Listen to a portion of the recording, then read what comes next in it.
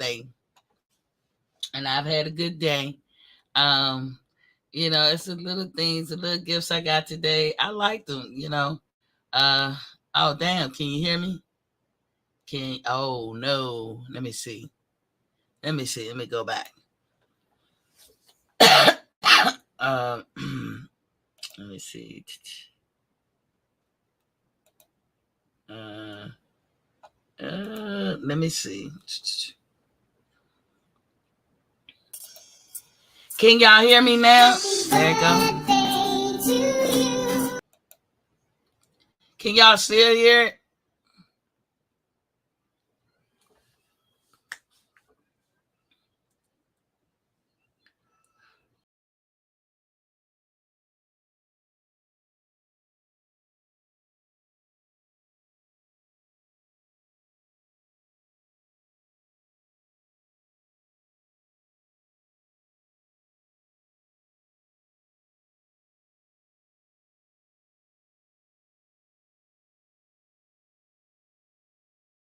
Birthday. Thank you. Thank you. Oh man. My phone been busy all day. Hold on. I'm getting somebody asking me for my cash app. Um so yes, the sister and got older today. I'm happy that God let me see another year, and I'm thankful. And I send all praises to the Lord for letting me get through another year, and I hope I can get so many more. you know, um, it's funny. It's just funny the age I am now. But anyway, thank you. We got Our Money is in the building. He said, "What's up, Miss T?" And he said, "Miss T, I can't hear." Yeah. Okay, we rectified that. You can hear now. He said, "You good now?" Then he said, "Happy birthday." Thank you, Our Money. Thank you. Yes, yes, yes. It's my birthday. And I had a wonderful day today. I got some beautiful cards. So thank you everybody who sent me well wishes through the email, through text, through Facebook, through IG, through everything. Thank you, thank you, thank you. Matter of fact, I gotta check my IG I saw it this morning, but I gotta check it again. Thank you, thank you, thank you, everyone, for sending me birthday wishes and everything. It's been a fantastic day. Y'all see the thumbnail, but first, the top of my show, the top of the hour, where we talk about the water check, water check, water check. Birthday or not, we still got to drink our water. And actually today, because I was running off at the mouth on the phone all day, I didn't drink as much water as I should have. That shouldn't be an excuse. But I drank about 6 bottles of water. I can't, that's sad. Like 42 ounces. But, after all, tomorrow is another day. But, it's important that you drink your water and make sure you stay hydrated no matter what season it is. And I always talk about the 2 times you should drink water. It's first thing in the morning before you get your morning routine going. And, make sure that you keep some water on standby on the nightstand. I also advocate that you get your little fridge. It's not going to break your pockets to have a little fridge in your room. As far as your electric bill, it didn't make a difference to me. And, I would be checking for stuff like that. But, yeah, you drink your 8 ounces. Your water, if you think of your body as an engine, the water is the lube. You get your lube started, get everything shaking and moving efficiently and everything. And the water is necessary. It's a life sustainer. So make sure you drink your water first thing in the morning. Get everything moving right. The second time is at night before you lay down for your final rest at night. Not, straight getting in the bed and then drink your water, then go to sleep. But when you get out the shower, put your pajamas on, you get in the bed, you watch the TV, you reading an article, you reading a book, drink your water. The American Heart Association agrees that drinking water before bed is a good thing. It's good for your heart. You have a lot of reads going on at night. Revamping, recharging, rebooting, recleaning. That recleaning is utmost important. You're making new sales every day, thousands upon thousands. And so that water helps all of that get the cackalacken and get the going, you know, in a more efficient and sound way. So you want to drink your water. Plus, a fun fact, the average person in a deep sleep, not a nap, but in deep sleep, burn between 900 to 1,000 calories a night in their sleep. And you're not gonna get that in no workout. The average person, that is. There's some people that go ham like that, but not everybody. So definitely, get your water on, especially at night. And those are 2 times, if you're not a big water drinker, those 2 times you can commit to drinking water. But we advocate here at Boxing Fans Talk TV for the average person to drink at least 100 ounces of water a day. You know the formula: half your body weight in water in ounces. So, but every adult can drink 128 ounces of water. You got to give a concerted effort. If you fall short like I did today, after all, tomorrow is another day. So I'm gonna hit the ground running tomorrow. You wouldn't believe the benefits that you will get, and you will actually be able to see it: clearer skin, vitality, elasticity, all kinds of stuff. Drink your water, people. Drink your water. Now we're gonna do a little housekeeping tonight. Please like, share, and subscribe if you haven't subscribed already. If you already subscribed, don't subscribe. You locked in. You good to go. If you have any questions about anything I've ever said, or you just want to ask something, boxingfanstalk@gmail.com, boxingfanstalk@gmail.com. You see it at the top of the screen. And thank you for all the cash apps or whatever that everybody sent today. uh it's at the bottom. Boxing Fans Talk TV. You can cash app that way. It goes back into the show. And again, I can't thank you enough for all the birthday well wishes to me. It's Libra season. It's Libra season, and I'm in good company. We got Bud Crawford, we got Deontay Wilder, among some other people that I know personally. This a tight ass season right here. So we're gonna Al Money said water check is good for me. Right on. Keep the good work up. Ray New Salters is in the building. He said, "What up, though, Queen? Salute." I think said we with the heart and the gloves and the fists and the the muscles. But y'all see the thumbnail. Ryan Garcia wants Tank Davis to take on the challenge. Tank being kind of evasive, kind of hesitant. We don't know why. We do know why. We can speculate, but we don't know why. They might actually be fighting next in December. We don't know. It's hard to know with Tank Davis because he gonna do what Mayweather want him to do. We have went through, me as well as other channels have went through the rigmarole about the fact that Tank don't actually take control of his destiny. He's living on somebody else's notion. And even I do admit, even me or anybody else saying that he should change up what he's fighting for or anything, that's somebody else's notion. But you would think when you enter into a sport, if that's what you want to do for a living, if that's your career, then you want to be the best. It's about the legacy. It's always about the legacy. It's always about what you gave to the sport, because you're doing a lot by being in a boxer. You're putting your life on the line. You're setting yourself up for damage. You know what I'm saying? That you probably can't reverse. You don't know how it's going to affect you years to come or whatever. And so if you're going to do that, then do it for a good cause. It can't just be about the money. It can't just be about the money. The money cool, But if you're not smart enough to handle your money, it'll be gone. And then what you have? A lot of young people don't realize it's when you're young, it's when you got all the opportunities in the world to do something.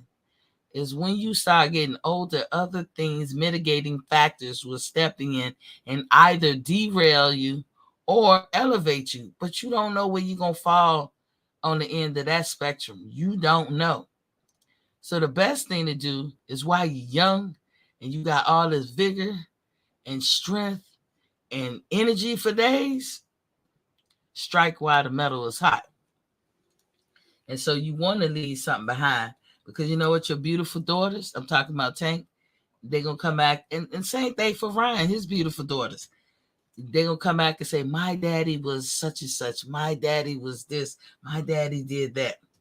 And that got to be a proud papa moment when your children can look back and be like, oh, my daddy, such. So it gotta be more about the legacy more so than the money. And I'm not saying the money is not good and you throw that away, but you gotta find a healthy balance. And so we find ourselves with Davis and Garcia with a potential matchup. The reason why is because everybody want to list Ryan as a top elite fighter. He's not that. He's just popular. He's popular as if he was a top elite fighter. Not that he is a top elite fighter, but he seems convinced as hell that he can beat the brakes off a Tank. He thinks he can do it real easy. So they might actually have a fight in December. On their Twitter page, they both typed the word done. Like the deal is done. And that's according to Dan Ambrose. So that's the article I read. But then Tank deleted his post from Twitter. So we really don't know what's good. We really don't know what's good with him. But they say that Tank regularly does that. He regularly puts things on his social media and then turn right around and delete them. So your guess is as good as ours. What that mean? But the empty suits feel like it's too soon. I say empty suits because I don't know exactly if it's Mayweather that's the empty suit that I'm talking about, but it sounds like something Mayweather will feel and do. It's too soon, not enough time to marinate. Now, this marinate shit gotta stop. You're not promised tomorrow. You're not even promised next week. You don't know. You don't know what can happen when you can become ill. Because your body changes every 5 years or 10 years. Mostly 5 for most people. So you don't know if something can happen where you can't do this no more. So what you marinating it for? You know what I'm saying? I just think at this point, this marinating shit, is being taken too far, because I know that Mayweather did it and it turned out great for him. But as I say to everybody else and other fighters, what Mayweather did and what Mayweather was able to accomplish, that was for Mayweather. Now I feel like I have to say it, or we collectively have to say it to Mayweather. That was for you, dog. That was your promise. That was your gift. It worked for you. It might not work for everybody else. So, that was a winning strategy for you. But it's like one of them things, once somebody figure out something, shit changes. Like even when I be talking to you guys about the credit situation and how to fix that, and I got a lot of help for him, so I should put it all in a little pamphlet or something, just little tricks of the trade. But just like I be talking about that, guess what? When enough people figure out some of these tricks to the trade, guess what they're going to do? They're going to change it. They're going to change it because you essentially found the loophole and it's legal. Ain't nothing wrong with finding loopholes in situations and maximizing whatever you want to maximize, whether it's opportunities, resources, capital, or whatever. Ain't nothing wrong with that. But once the cat is out the bag, they'll be ready. Y'all remember I told y'all about Hunt for Red October, one of my favorite movies. And Sean Connery was playing what you call it? Who gon' what they call it when flinch? That's what I'm looking for, that word. Who gonna flinch first? And then Captain Tubelow, I guess I'm saying it right, was the other captain of the other sub. So he shot the torpedo out the bay. And I don't know if y'all familiar with, but sometimes when you shoot missiles, torpedoes, whatever, they don't arm right away when they come out. You know, some of them are saltwater activated, but they don't always arm themselves when they come out. So as it was coming out, what he did was he closed the distance between their solution of where to shoot, because they put a solution in there and they'd be like, okay, it's this many nautical miles away, and it's going to take this long to get to them. They got all them numbers figured out, and they will arm it at the right time to hit the target to explode.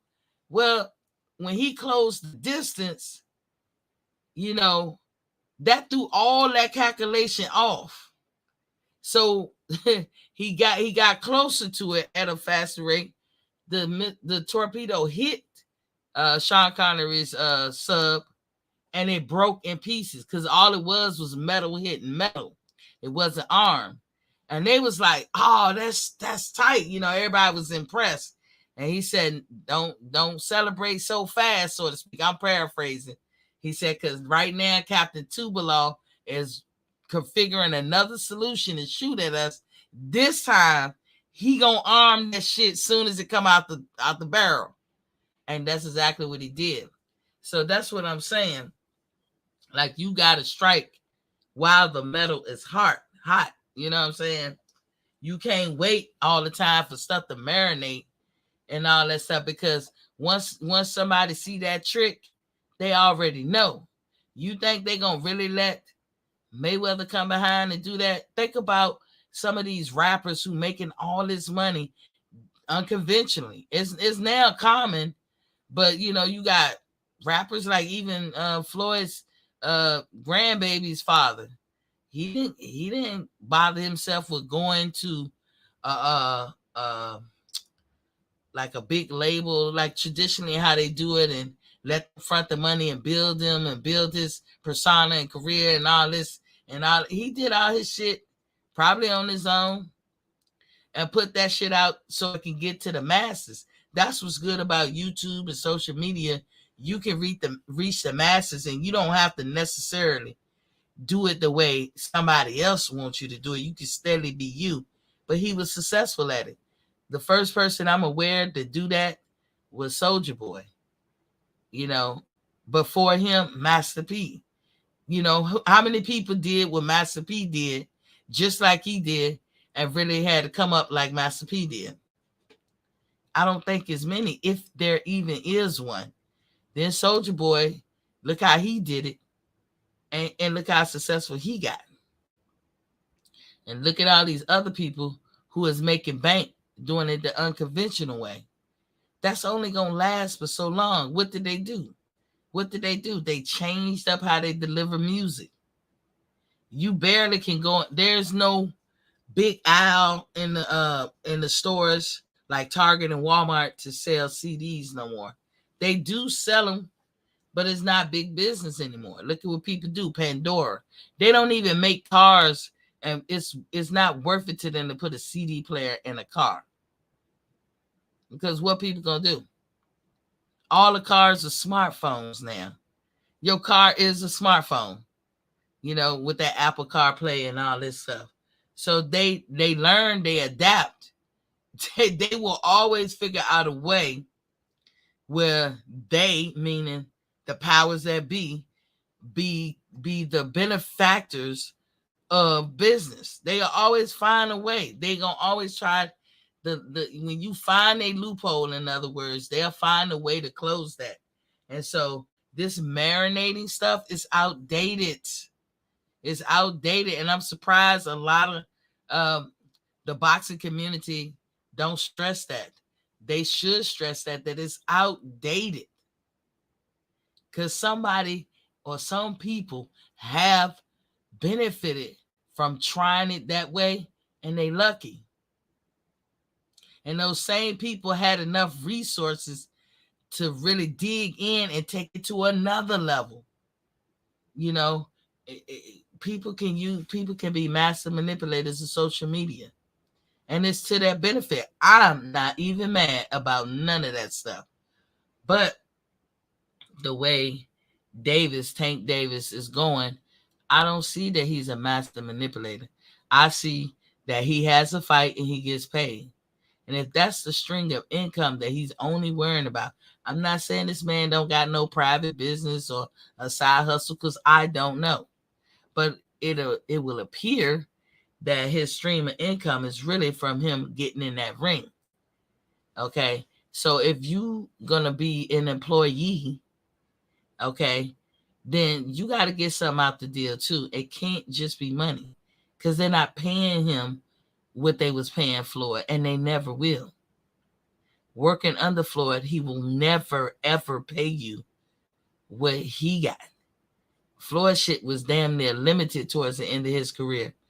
Every year, every other year, his shit go up. In fact, from my memory, he was the first one to take the I remember when pay-per-view was like $60 or 50 something dollars, whatever. And next thing you know, Floyd have fights, they're $100. You know what I'm saying? Now they $75, $80 or $100. Who did that first? Floyd. Now everybody trying to do that. Like, we gonna see, as much as I love Deontay Wilder, I'm not buying that fight. My principle is my principle. I'm not gonna buy the fight. Why? Because it's PBC.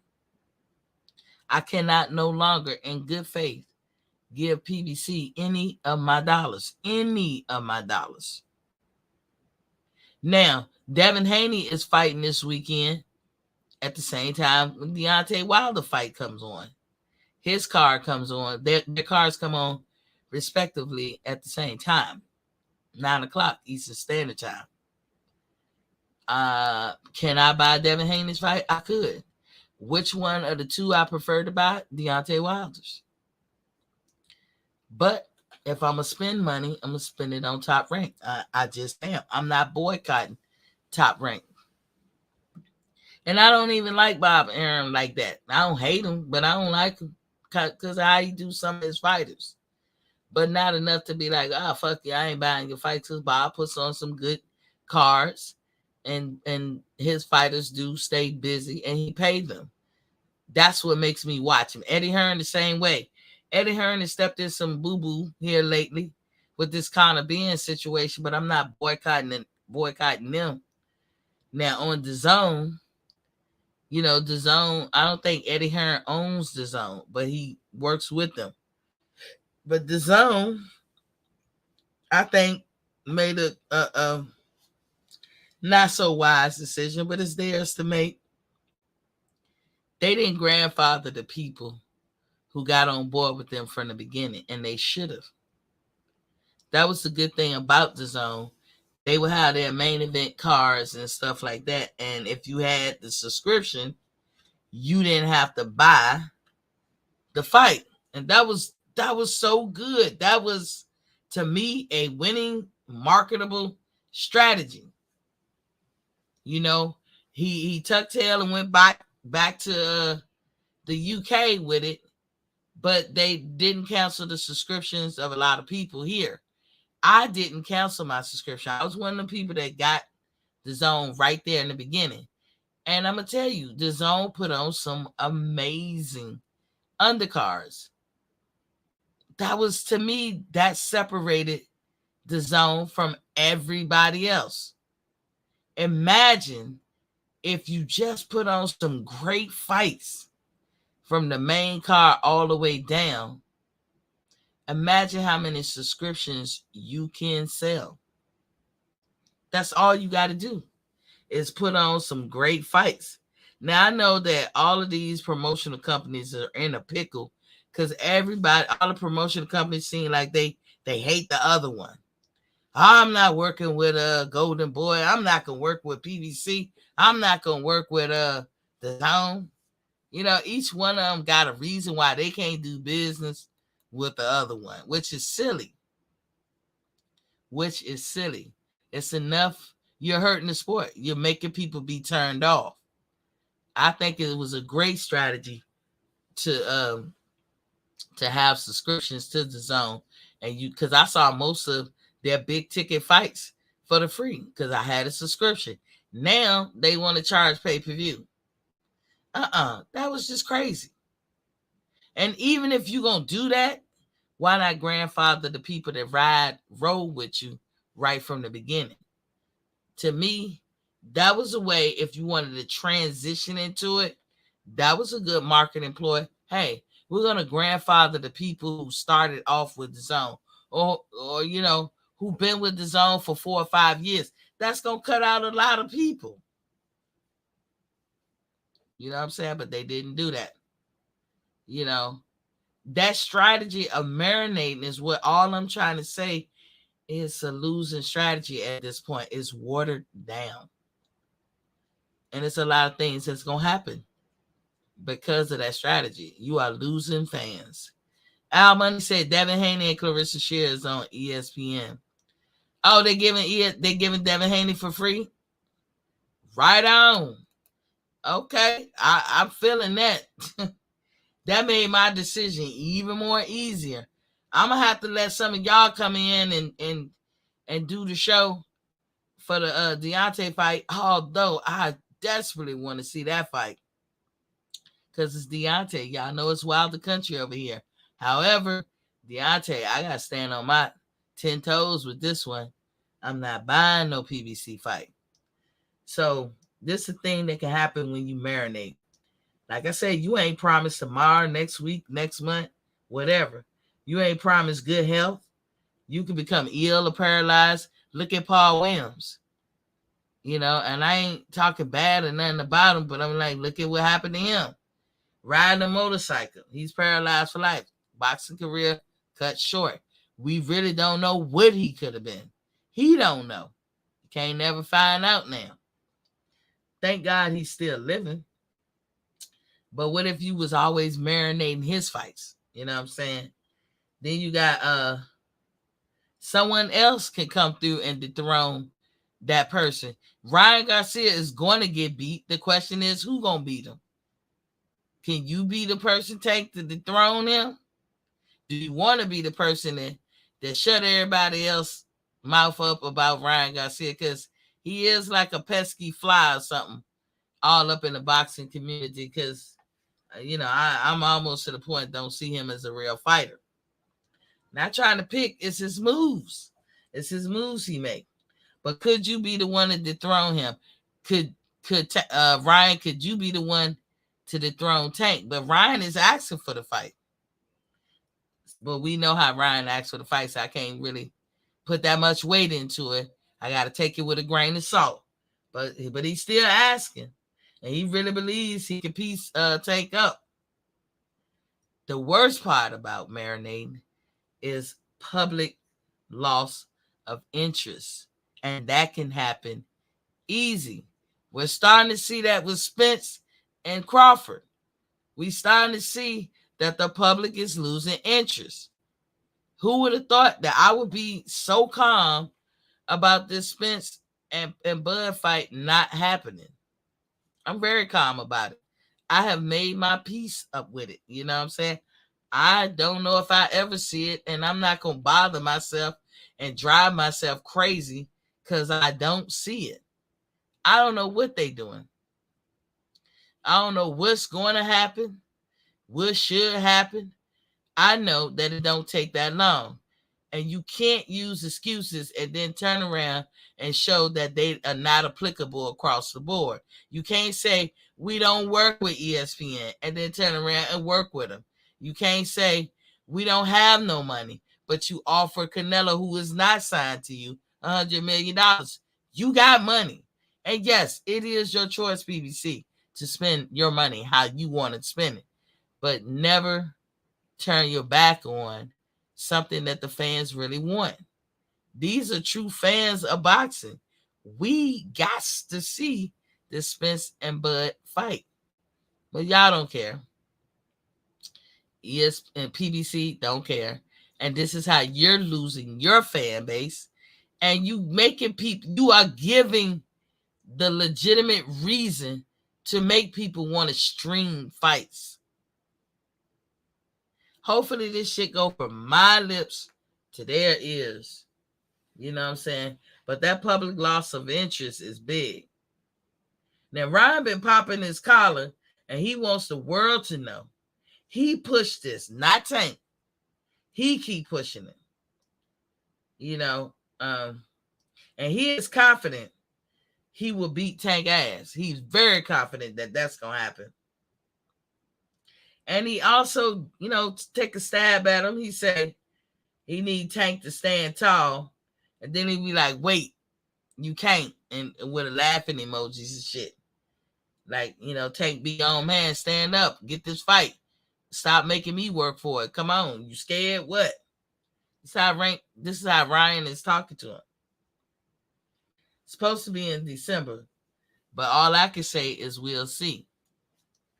But do you guys see the same problems I see?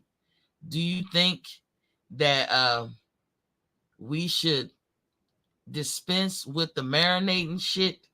I think everybody in boxing, no matter who you're a fan of, who you like, should just come at the boxing world or the empty suits or the powers that be and just emphatically be like, man, fuck your marinating you know, notion or mantra or however you feel the things should be. Fuck that. That don't make sense to nobody but yourself. So hold on. I heard my phone going off a few ago. So I want to give a shout out. Damn, I got a lot of messages. I'm going to give a shout out to, damn. That ain't it. Everybody who just cash at me. I don't know. Why isn't let me see. It's crazy. I can't. I don't know how to. Maybe because I'm on this thing. But thanks and shout out to everybody who just cash at me. Thank you very much. Yeah, this is wonderful. Damn. Wow. I want to give a shout out to April Shaluter for cash apping me $100. Thank you, Queen. Thank you so much. Of course, my daddy. Thank you, Daddy. Cash app from Zion McNeil and my nephews. Thank you for these recent cash apps that have just come in lately. Thank you. Y'all making the birthday even better. Thank you. I so appreciate it. But from what we was just talking about, do y'all think it's a problem that we need to collectively? When we can find common ground, we should find it, right? And collectively, no matter what side of the fence you feel like you on, I don't think none of us agrees with this marinating stuff. And we should give them a big collective no. Stop doing that. We're not with it. And we're going to make you pay if you do this marinating stuff. Because Tank and Ryan shouldn't marinate. You know, what they going to do? Go to their respective corners and just don't fight nobody until you could. How do you come up with the formula? That's why I say what was for Mayweather is for Mayweather. Mayweather could marinate because look what Mayweather did in the beginning of his career. I haven't seen nobody yet. Maybe I'm missing it. Maybe y'all can tell me. I haven't seen nobody yet imitate to the letter his career in the beginning. I haven't seen nobody do it. Mayweather was fighting damn near every month for the first 2.5 years of his career. Who does that? Nobody's doing that. Mayweather was knocking motherfuckers out too. Who does that? Nobody's really doing that except some people. But Mayweather was fighting some hard hitters, people who've had 10 or more title defenses, people who haven't lost in years, people who held their championship or got many championships, people who are several division world champions. That's what Mayweather was doing, and that's who he was fighting. Tank, you not doing that. Ryan, you damn sure ain't doing that. So when it comes to them two, tell me again why they deserve marination.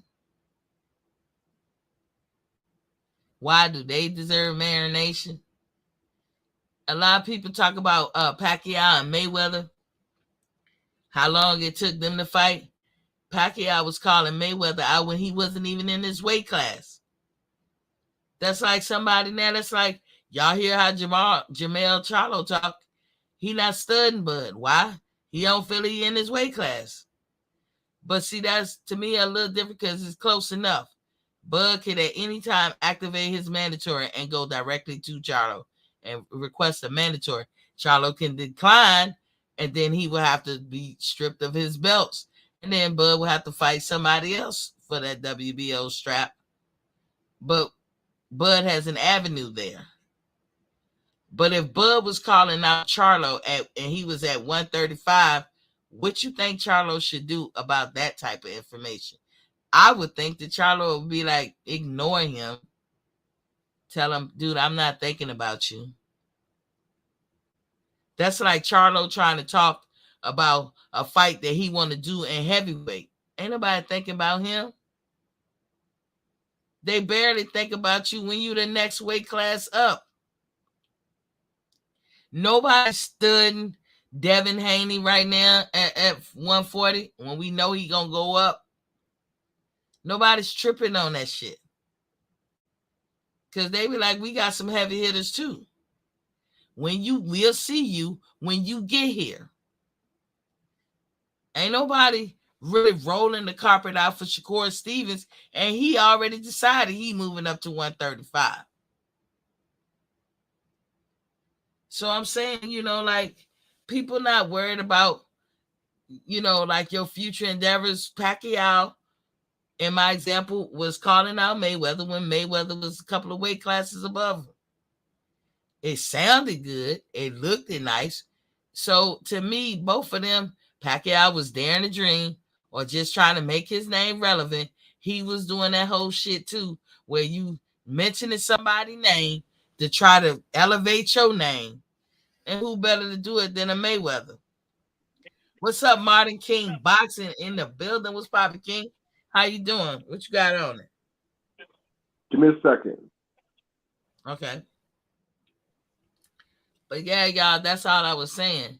Pacquiao and Mayweather shit, you can understand a little bit of the marination. Yeah, I'm back. What's up? How you doing, this Boxing Fans Talk TV? What's up with you? What you got on it? What I've been talking about? I just popped in. I heard you here like you was going at it. You was venting a little bit, so I figured I'd just jump right on instead of looking in the comment section. Yeah, I was. If you sounding like I'm venting, I love it. Yeah, a little venting going on there, Queen. Little venting. It's the woman in me. It's the woman in me. How you doing today? You know us women good for something. We can vent. Oh, no doubt. Yeah, of course. Yeah, I've lived with them all my life. Most definitely. We not going to change, y'all. But now I was talking about the Davis and the Garcia fight, maybe pending. They actually both wrote on a tweet, done deal or whatever. Then Tank erased his tweet. But they say Tank do that all the time with everything. So I don't know if we can look at that kind of hard, but it does make you wonder, like, why did he erase it? Did he change his mind? Did he what? Ryan throwing the chicken arms up like, bark, bark, bark, bark, bark. You scared? He don't know what's going on. He popping his collar. Ryan is absolutely sure that he can beat him, but somebody then came out and say, we think that fight is too soon. We should let it marinate. And I call them some people empty suits. Could be Man, that's Mayweather, crazy. could be Al, could Yeah. be Golden Boy. What you think about that? I think they both want to fight, and I'm hoping that Tank only erased the tweet because he want to wait until it's finalized. I'm hoping we get it before the year is out because that will kind of make everything kosher. When the fact is that PBC ain't doing their job with Terrence Crawford and Spence. So I do want to fight. I'm $400 in the hole already if they fight, Ooh. but I might be $400 richer for Christmas. That's the way I look at it because I'm going for Ryan Garcia. I'm going for Ryan Really? Garcia in that fight. Really? Yeah, I'm going for Ryan Garcia. You For know, some I ain't reason, I mad just at think he's you a gonna little win. bit. I ain't mad at you because sometimes it pays to do the underdog. But sorry, go ahead. Yeah, and that's my thing. Like, I think he got enough skills, even though he's the underdog.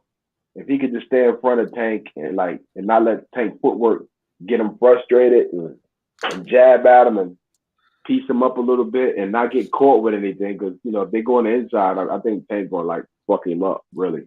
But I just hope it's just a good fight, and I want But to see it. I do want to see it. why don't people get on Tank like they did Deontay Wilder? Because they always like, oh, yeah, one trick pony, or he fell in love with his power. There's a couple of people out there that seem like they fall in love with their power, but they don't get as much criticism. Why do you think that is?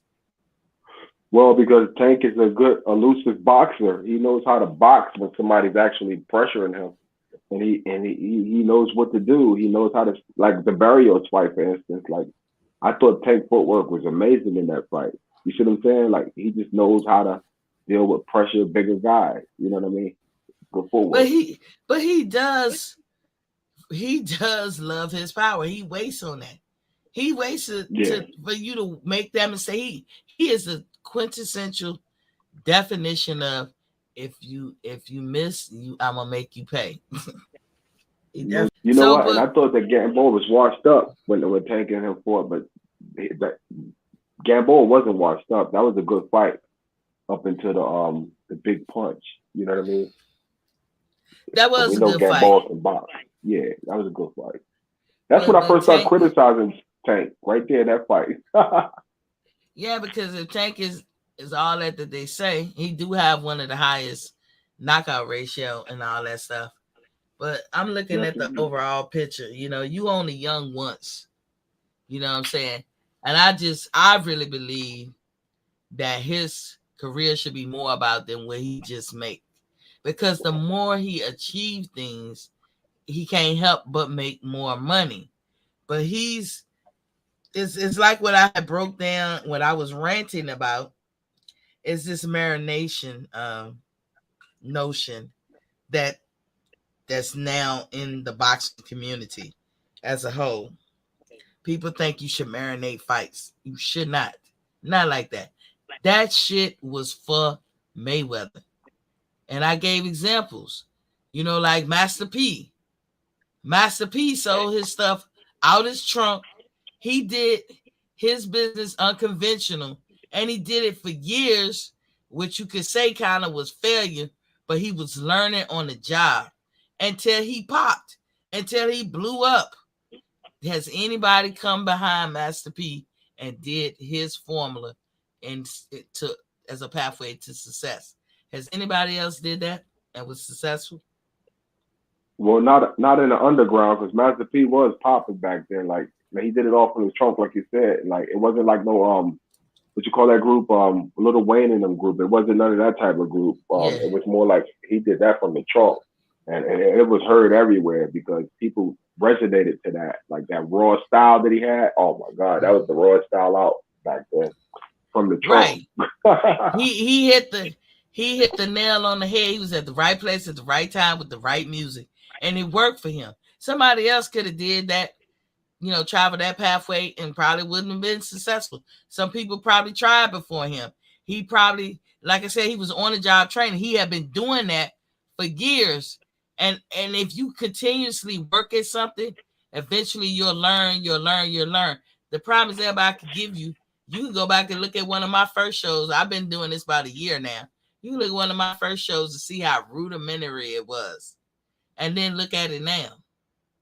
All these things and nuances that I gained and learned. It wasn't like nobody was taking my hand and walking me through it. It's like, I was seeing what was out there. I was wondering how to do it. And I would inadvertently run up on some shit and be like, that's how you do it. That's how you get the background. That's how I didn't know that first time. Imagine if I had the money in the studio and all the power behind me to come out on top right there at the beginning. But what I'm saying is, when Master P did that, and I can't think of nobody really who did it just like him, he found a loophole and he mastered it and it worked for him. But what was for Master P was for Master P. But you got fighters today that's trying to use the Mayprint, so to speak, and it's not going to work for them. For sure, and I think, Yeah, bars. Like, I agree with her wholeheartedly. Like, you can't do the Floyd Mayweather blueprint was for him and him only. It's not for the guys who want to idolize him. They got to have their own characteristics. And that's the thing. And during that time, Floyd did it at the right time. Like, he knew that he was hungry. He kind of like AB. AB probably the only other person I think that did it after Floyd. Like, as far as like just that brashness, different type of like, I'm a win, and he was winning. Same thing. Right. But these guys, they're not fighting the caliber of people like AB jumped up 2 weight classes. So that tell you about AB right there. You see what I'm saying? Yeah. One thing about AB, he never ducked. He never ducked. He fought everybody. Exactly. He could fight. But AB was kind of different from Floyd a little bit too, because he was more comical. You know what? And the same thing to speak on that is that like how Floyd been talking, like how he talks now, like, I work hard. I'm gonna take the easy fight. And these guys are kind of like hearing that, and they hearing that, and this is the problem. Like, this is probably what he's been putting in their ears for years.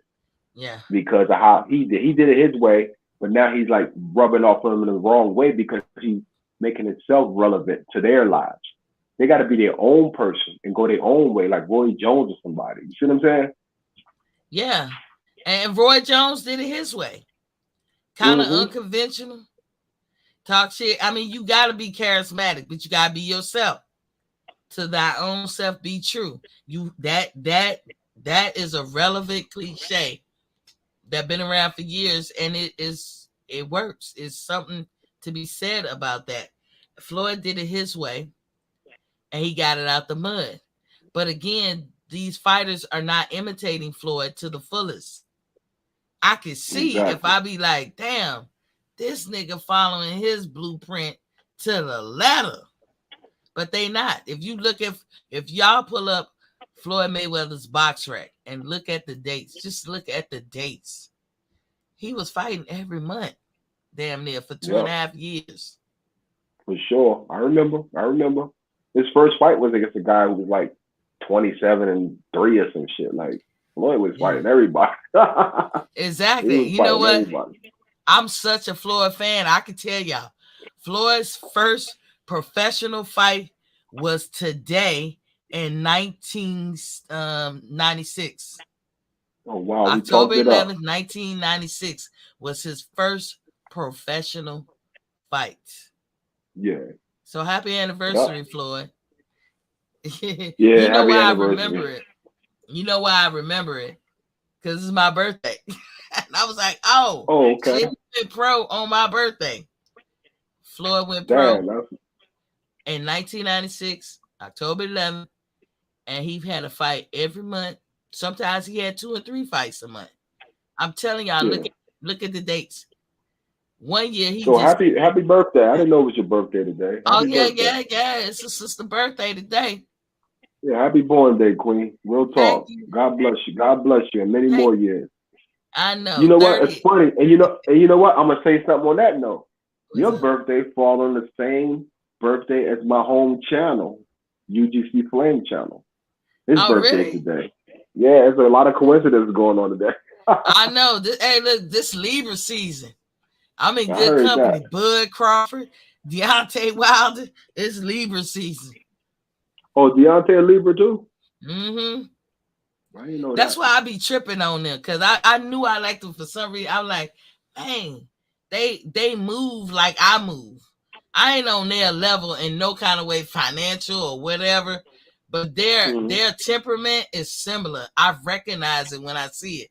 Like y'all be like a lot of people, not you per se, but a lot of people be on terms. But why you so quiet? Remember how they was on that thing? I like leave us. We ain't gonna say much, especially if we know what we know. We don't really say much.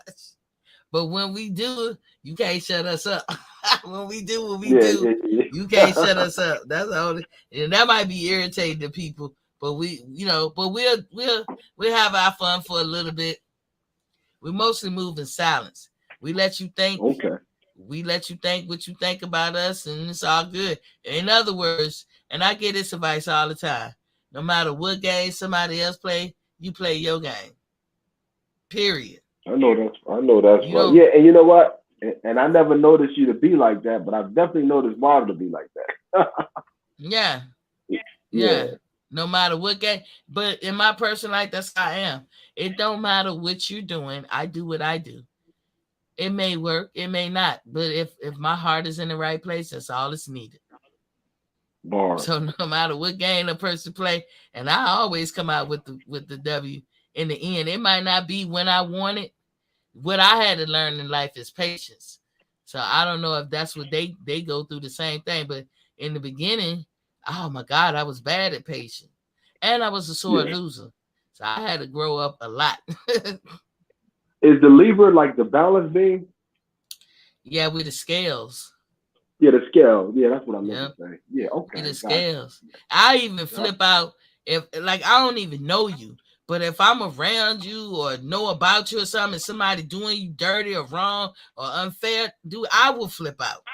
Because Libras Damn, cannot stand unfairness. That's one I'm kind of pet I'm peeve. kind of feeling guilty right now. My Why? daughter's a Libra. I just remember that she's a Libra. October the 6th. Here I am Oh, sitting up well, here not happy, knowing and she's a Libra. happy belated. Yeah, Yeah, she probably yeah. I be never. telling you it's not fair. Do you hear that a lot?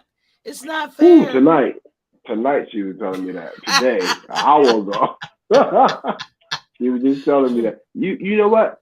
Y'all be forgetting my birthday sometime. I'm like, oh my god, because Yeah. if she not directly right around me, but we talk every Mhm. day, it bothers me. You know, like so. Of course, Yep. I'm not gonna like be all up on. Of course I got her something, but it was like Yeah. it took me to like later on in the evening and say, oh shit, it's my daughter's birthday. You know? Yeah. And look, everybody and Libras be comparing all the time. Because like I know growing up, it seemed like my mama was always broke around my birthday. We was broke all Yeah, the time. We grew up poor, but like we be broke around my birthday. She'll make a cake and some dinner, and that's cool. And I should have been all the way appreciative. But if two yeah, months before that, when my brother's birthday, we had like a little, something bigger than what I had, and then my older sister, my sister, I'm the middle child too. I got middle child syndrome. So when we cool. be looking at the family photos, I be like, where my 1 year old party? Where my two? Yeah, right. Yeah, okay. Yeah, I get it. Yeah. I'm 51 years old today, and I still will bring that up. I don't remember having a 1 year old party or 2 year, I know that's but right. but I remember my sisters, and I'm older than my brother, so I remember his. But where was mine? Like I won't let it uh, go. Libras are crazy like that. I'm easy going, Miss T. Like I'm a Cancer, so for me, it's just like my birthday's in the Oh, middle of the summer, and that's the only thing I oh, really appreciate about my birthday is that I was born in the middle of the summer, and that's what I tell everybody. And I'll just do anything on my birthday. I don't expect nothing. I don't want for mm. nothing. I'm just a carefree person like What that. day is your birthday? July the 15th. Oh well, my daughter's the ninth. And Yeah, I think we what I talked know about that about once. cancers, y'all are family orientated people. Like, thing about a Yeah. cancer, everything they do, I don't care if it's taken out the trash. I mean, you just point to it. Everything they do is for the family, believe it or not. But they could be some mean motherfuckers when if you push them, if you push them, if you Yeah. push Yeah, them, I try not to do that. Yeah. I hate when I y'all don't get push take no buttons. shit. Y'all cut through Pretty the much. chase too, and y'all check motherfuckers on spot. You know what? No comment. But yeah, I that's used how I am. I used to be That's into exactly how. astrology. I had to let it go because it was consuming my life. And I'm talking about my young life when I was younger. Oh my God. Up until I was probably about 30, I was so heavily into astrology, Shawty. I had to let it go. I was like, girl, you gonna let life pass by if you don't get off this stick. So Yeah. I did. Reginald That what's Peters, that? welcome to the building. What's poppin' King? He said, Big Al Money, what up, bro? He was like, you gonna remember when Bud get KO too. I hear you, Reginald. He said, happy birthday, Miss C. Thank you, Reginald. Al Man, Money I was said, man. now PGA's big dog is in the building. He said, salute Queen T. What's up, brother? But yeah, you know, Queen, I I was watching. I was watching hmm? the Doms whoop. I was watching Crawford whoop on the Doms the other day. He must be bugging if he think Earl Spence gonna have anything to do with Crawford. Crawford gonna handle that. He gonna handle that. Yeah, he just don't know. We have to say we'll see. But y'all know I don't get mad if y'all don't think he can win. It's an opinion. It's Oh, just an opinion. of course. It's But you just gotta an like opinion. you said, you gotta be spot on with him. You gotta let him know right off the gate, like hey man, I don't know, man. Yeah, you I know, tell you, it's a chance that Earl Spence is a great fighter. He's an elite fighter. I do criticize him, but I sat back for years and watched him just dog my boy Crawford out, and I couldn't take it no more. I was like, nah, it gotta be somebody here repping him, because that shit yeah. was like oversaturated hate for him, and I was Who you like, nope, telling? I'm not gonna admonish the others for doing what they doing, but I can speak facts. But what I'd Yeah, rather do is big him up and let him know he loved and appreciated. And exactly. I love everything about him as far as his career. I don't know him personally. I met him twice. Good guy, good guy. That's I awesome. can't say that enough. Took pictures with him, hugged up with him and everything. Good guy, family man, everything. Very appropriate, decent, just good overall guy. He's fan friendly, and I love that about him. Excuse me, God bless. That's why I Yeah. understand, like, because I'm the same way. Like, I love Earl Spence as a boxer, but I'm not gonna Mhm. sit there and act like the other person ain't as good as him. Like, as far as like just the personality, the well being, Mhm. and the skills. You see what I'm saying? Like, you can't. That's why I think my I had my moment when I was like, you know what, man, I'm tired of hearing people down him, so I started supporting him more because it's like even though he just moved to 140, I watched what he did. I criticized the Benavidez fight a little bit, but then after Mhm. that, it's been nothing but like uphill for him. So why am I going to Yeah. keep on dogging somebody out who's just as good as the next man? You know what killed me? This thing about the term sheet. Now, when it came out that the fight was going to be on November 19th, it looked a little bit more credible, but I admit I deter from what I said I would do. If Spence or his team don't say it, or Crawford or his team don't say it, I'm not going to really believe it. Bernie the Boxer did not say it until after there's a couple of other powers that be that said it, or Yeah, somewhat credible people. So I kind of was like, oh, this shit might be real. Now I don't believe so. I don't think they got enough time to do what they got to do to put that fight on November 19. Maybe it'll happen. Maybe it'll happen in December. Maybe it'll happen in January. But this is why I was talking about. This is important because we even talking about Davis and Garcia. Somebody, and I think it was Floyd. I can't really be sure about this, but somebody, I'm gonna call him an empty suit, said that it's too soon for Tank and Garcia to fight. They should let him marinate. And I gave 4 reasons why marination is just not good. You ain't promised tomorrow or next week or next month. That's number one. for sure. You could get ill or paralyzed or anything. What made me think about that? If y'all remember Paul Williams, he paralyzed. He was Exactly. doing what he loved to do, but shit happens. Shout out to Yep. Paul. Yeah, most definitely. Someone else could beat them. Wouldn't you want to be the first to beat Ryan or the first to beat Tank? Someone else could beat them. And then the biggest one of all, this one is number one by far, public loss of interest. We are going through this with Earl Spence and Bud. We're gonna be going through this with Tank and Ryan, because after Tank fight Ryan, we gonna need to see a change, or his whole career gonna fade away. Yeah, you can't keep fighting like the Isaac Cruzes of the world, who which did beat Gamboa, but he beat a Gamboa that was basically past it. And Tank got to fight somebody that we like, and that means like all fans, not just us as like black fans, all Yeah. fans. You see what I'm saying? That's the way I be looking at it. Like, you're not gonna keep getting your weight up. We can't keep thinking that you the goods if we don't see you fighting the goods. Now, Like, see, I happen to like Isaac Cruz. I've been watching him before he had that Tank fight. He was in Tank was in no danger of fighting Isaac Cruz when I first started paying attention to Isaac Cruz. And at the time I didn't have a show. I used to go on other people's shows and be like, what about Isaac Cruz? I even suggested it for Devin when Devin was having that stall out moment when nobody wanted to fight him just before he became undisputed. And I remember exactly. going on to somebody's show, Fred, boxing conversation. So I went on his show. He was on there, and I tell his story sometimes. I'm not mad at anybody, but Devin Haney dad, Mr. Bill Haney, came on, and I tried to speak to him, and just like I'm talking to you now, I was on a phone call with Fred first.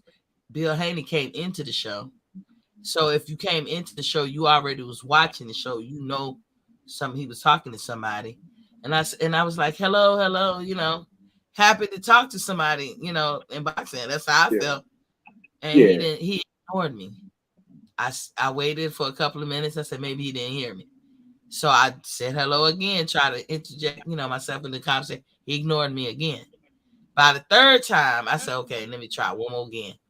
Then by the third time, I said, this dude don't want to talk to me. This was again, I didn't have a show. And so I'm not mad that somebody don't want to return a greeting back. That's not the end of the world. They But I should. was shocked. I was shocked. Yeah, And I was like, I'm not gonna let it derail me or make me feel any kind of way or even feel negatively toward Mr. Haney, because I didn't. I didn't change how I felt about Mr. Haney or his team or his son. None of that. But I just found I would never forget that because I absolutely spoke to this man. And I've seen him on other shows and he straight ignored me. And I was like, wow, I don't, I was like, am I not relevant? Am I, is this show open to women too? Whatever the case. And around the time that I was calling, it was not a lot of women even, they're calling in like participating that. in shows and calling in or being on the panel. I don't even think that we know it's a handful of us, but it wasn't that many back then. Women Of would course, listen, but they didn't. And I know a lot of women like boxing, but for some of reason course. they don't come forward. I don't know if it's the pushback that they get from their significant other. If men be making them feel maybe inadvertently, because sometimes people could do stuff that you don't even know you're doing. That could be making them feel like, why are you doing this? This a man's lane. This our lane. I don't know what it was. And I was like, oh shit, he straight ignored me. Fred didn't say nothing to his credit. He didn't state the obvious or anything. We just watched it That's because off and he's we a never beta male. huh? That's because he's a beta male. He's not gonna say anything because he's glad to be in Bill's presence. That's the thing. It is like a struggle for power thing when it comes to those people talking. They want to make sure that. Well, I like Bill, but I do critique him. I look at the boxer more than I look at the dad. So basically, I'm more like a fan of Haney, and I criticize him too. But like, yeah, it's like it's like a male thing. Like they just want to make sure that they assert their presence, and he's looking out for the best interest of his son. So he want to talk to everybody who he think is like he could sell his son to. That's what I always get out of talking to like any type of dad. Same thing with Lopez dad. He don't want to Mm-hmm. hear nothing you saying. They just Mm-hmm. want to get their points across to anybody who they think doubting their son. That's what I always get out of those type of conversations with the dad. They passionate Yeah. about what they trying to get across. But what You people know, must remember, especially men, and it's a lot of women participating now in these boxing shows, and kudos to them. Shout out to the queens. Let me just say this: my money is green too. of course, And I buy fights, and I especially Exactly. back then, I used to shit. You count on me buying a fight. Even people be like, I ain't buying that fight. I'm streaming it. I bought the fights, so my money is Yeah. green too. So when you act like that, anybody in any situation, if I'm insignificant, then my money insignificant. So I can keep my money Yeah. to myself. My best advice for Bill Haney is to like, if he stays with Top Rank, he's going to have a better appeal because people are going to be, they like him in the corner, don't get me wrong, but like he goes overboard sometimes. Your son is on an exposure platform that everybody's gravitating towards now. So Hmm. if you was smart, Bill, and this is how I feel about it, and I hope he hear us because Yeah, we are the fans. We are the yeah. fans. That's what he needs to understand. Yep, that's why I call my show Boxing Fans Talk TV. I buy the fights, fellas. I buy them. I'm there with you. I'll go to a fight. My money is green, just like yours. But Exactly. with any sport, they don't do that like football, basketball, whatever. I could be one of the people like most Americans put some money into football, but I don't because I don't go to no games and I don't watch it on TV that much. I was Yeah. trying to think of the show that I do like that's concerning football that was inside the NFL, and I said I'm gonna try to start watching that and keeping up with that. Yeah. I think it comes on Sunday at a certain Excuse me. time, but I ain't sure. I don't But I watch like nothing but that. boxing. I ain't It watch come nothing else but boxing. nothing but boxing, and I would be Last six, happy too seven, with 8 years. just nothing but boxing. But we know in the Yeah. fall, football takes over, and then basketball Oh yeah. starts up in November, and so I think the best time for boxing is around the spring, going into the summer. Like as far as a Yeah. lot of patronage going on around Yeah. those times. But if you Yep. want to keep the dollars open, you don't want just men to spend because a lot of times too, All right, baby. a I'm lot of sorry. I'm talking to times, my girl. are you All good? right, baby. A lot of I'll times, talk to fellas, you and it's just the truth. I don't say this negatively. A lot of times, women are the breadwinners in these homes in America, and so these guys who got the jersey on and able to take trips and shit, a lot of times that's their lady, you know, hooking that up sometimes. later. And if a lady feel like she ain't welcome or she insignificant, she can keep her money. I would not close streams of revenue for nobody. If I got a product, but this marination thing, how do you think we as a boxing community can get this out the minds of today's boxers, today's empty suits about this marination shit? And normally, for me, from where I'm seeing it, it's really with PBC to do this shit, like in an abusive way. Yeah. Yeah. You know what? And my answer has always been is to subcontract your boxers out. If they don't have anything to do, if they got any kind of name, send them somewhere besides sitting there being selfish and thinking that you're gonna get them a fight when all they're doing is sitting there waiting and hoping and they never get the fight. Subcontract them out to other people. That's the way I feel about merge boxing. Like, don't hold these guys' careers up. They not in the gym every day to be sitting around for 2 years. They're in the gym to be active. Yeah.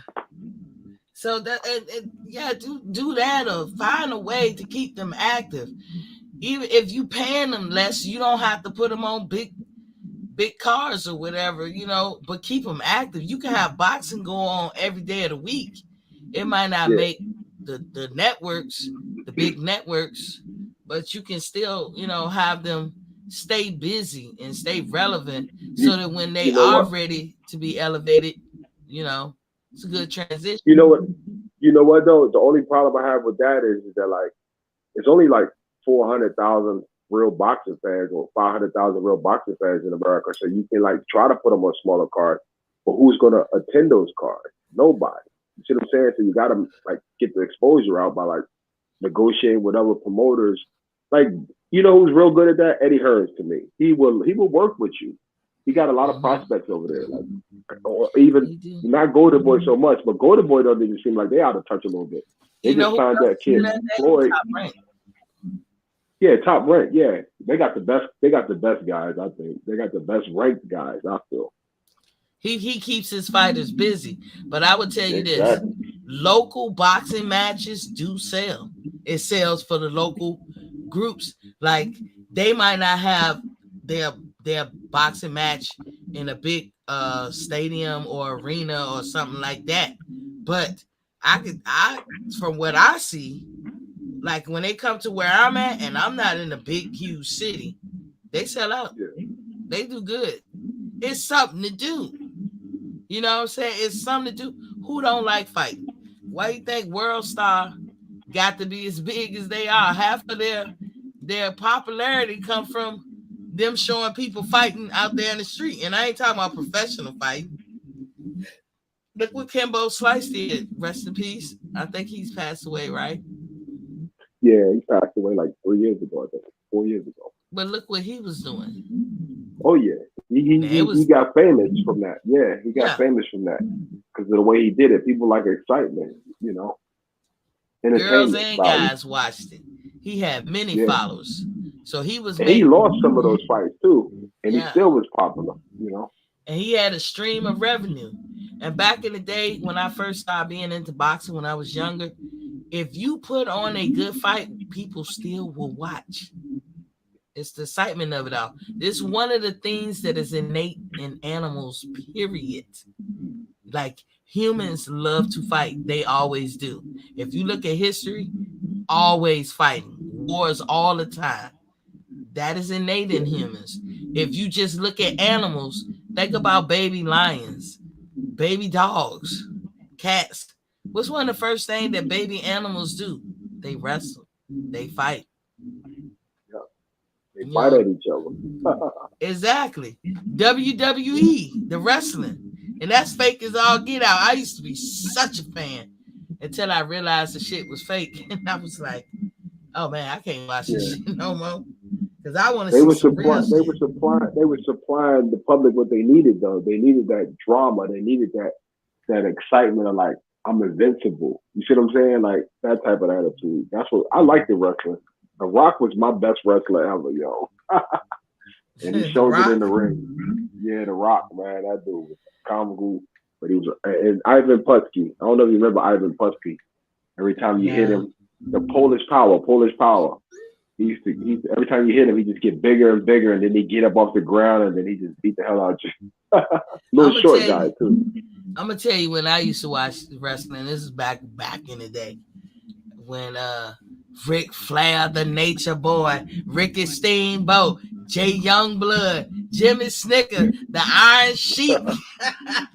That's when I was watching that shit. Junkyard Dog. Me too. That was like the 80s, I think. I think that was the 80s. Yeah, Rowdy Piper, whatever his name, Rodney Piper or something. Rowdy Piper. Yeah, Rowdy Piper. Yeah, I was. My dad just said something to me. He said, "Hope you have a very, very good birthday, Dad and Camille." My dad wrote me a couple of times today. Thank you. And my Bernie Mac voice. I started talking like certain people. I'm like, thank you. But you looking forward to this weekend? Huh? How are you looking forward to the cars this weekend? What's going to be your favorite event? Yeah. So now that I know that, because I wasn't sure how they was going to show Clarissa Shields, because I knew it was on Sky Sports, but somebody said it's going to be on ESPN. I don't know. Or it might be on the Zone. If I can get it for free, I'll definitely watch. I'm happy that she's earning more money than she did before, and it was a right move for her to go over there. But I like the whole card. It's an all-female card. That shit gonna be the bomb diggity. I got to see Bumgardner and Michaela Meyer and Marshall and Clarissa Shields. I got to see it. I got to see it. Her last card was good. Her last card was good. she did with all the females. She did an all females card too before, but it was only like 5 chicks. Okay. Yeah, she did one on like Fight TV, and that's when Jamie Mitchell got like, well, she got noticed because Clarissa did an all female card before. I bought that card. It was only like $26. That card was fire, yo. You got to see a lot of potential. We was laughing on our channel, but they had this lady named Mama. But we called her Grandmama. She was like 40. She had gray hair. She was an old, dark-skinned lady. But she fought like a chick named Jamie Perkins. And, man, they went at it, bro. Like, meaning you could – Clarissa is like a innovator. Like, people don't understand, like, how important she is to boxing. You see what I'm saying? Like, so now this card has got like eight women on the card, like 16 women all together. So it's monumental. It's a history card for women's boxing, and it's on ESPN Plus. Oh wow, okay. You know, the only problem I have, or before the Haney card, I think. With it's coming on, I think 2:00 Eastern Standard Time. So by the time 9:00 roll around, which would be Sunday in Australia, but 9:00 Deontay Wilder's card start too, as well as Devin Haney's. So I was like, which one I'm gonna watch? Well, they said Devin Haney shit gonna be on ESPN for the free. Yep. Well, hey, I'm not. I love Deontay. Y'all know it's Wilder country over here, but I'm not buying that because I took a stand against PBC. I'm just not agreeing with what they doing. Huh? I'm surprised. I'm surprised you took a stand. That's your favorite boxer. Now, to me, that means a lot. That's kind of shocking to me to know that you're not, and you're the main supporter of Wilder, and I get it. And it's like, why would you buy something that I'd rather him fight AJ? I would have rather him fight AJ. Then I would have been more like impressed, you know. Well, or maybe Ruiz. I don't get mad. Like the frustration I have with Tank Davis is because he's not a master of his own career, and I feel bad for him because you're a grown man, you're a father now, and I just feel bad for him that he's not taking control. I don't doubt that he's doing the best he can, and he's working with the limited knowledge that he has. But at the same time, we all feel he could do more. There's enough people speaking on it, this, that, and the other. But with Wilder does what Wilder does, regardless of, you know, that whole bullshit about how PBC is. And I ain't gonna say it's bullshit, how it works. It don't stop Wilder from doing Wilder, you know. So why should it stop Earl from doing Earl, you know? And so when Tim Smith came out with that shit back in January, and up until that point, you guys, Fred, you guys, everybody, Miss T was the person buying all the fights. I'm telling you, I was spending so much money quarterly on boxing. It's ridiculous. I was going to the fights, I was ordering the fights, but when he came out and said what he said, and I think about the last 4 or 5 years that we've been listening to all this Terrence Crawford hate and Errol Spence popping his collar, and I was like, really? Y'all had never had intentions. You were stringing the fans along. I don't think that's right, because we gladly give the money if we are fans. And you were stringing us along, and you was never going to do this fight. And now even Floyd's still talking. Yeah, and Floyd's still talking marination. And I was like, Andre Ward went in today too, though. You see that? No, what'd he say? Andre Ward, he said basically, he said that he loves Earl Spence, kind of like how we speak. We love Earl Spence, but he said, like, this is just them. He said that PBC, they need to get their stuff together, because this is just basically, like, y'all just want too much out of this situation. Y'all want it all. Y'all don't want to, like, give a great boxer what he deserves. And it's bad when you got, like, first you had the guy Max Kellerman go in, and now you calling out Al Heyman, and now you got Andre Ward. They're gonna start a campaign, and you know what? It's one thing for us on YouTube to say, but I'm not mad at them for starting this campaign on, like, the PBC. I'm really not mad at ESPN for doing this, because something's got to give, bro. We've been trying this for years and years and years, and what they do to us, they treat us like a penny, like we ain't worth nothing. That's what I have a problem with. We the fans. We supposed to get what we want. After we, like you said, we supported them.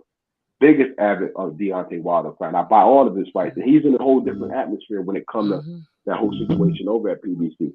I'm not mad at him about that, but that don't mean we're supposed to sit there and just think about him. We're supposed to think about the big picture. You see what I'm saying? Because we the fans, you know. And that's what it is. It's like a line got to be fucking. We got to hold the line right now. Everything we care about, because they're gonna keep feeding us something that we don't want. You know? And that's how I feel. Like, you know, the fighter is the product. He has to sell his brand. He has to endear himself to the fans. But you can't stifle him as an entity. Talking about PBC, you can't be in the business of stifling them.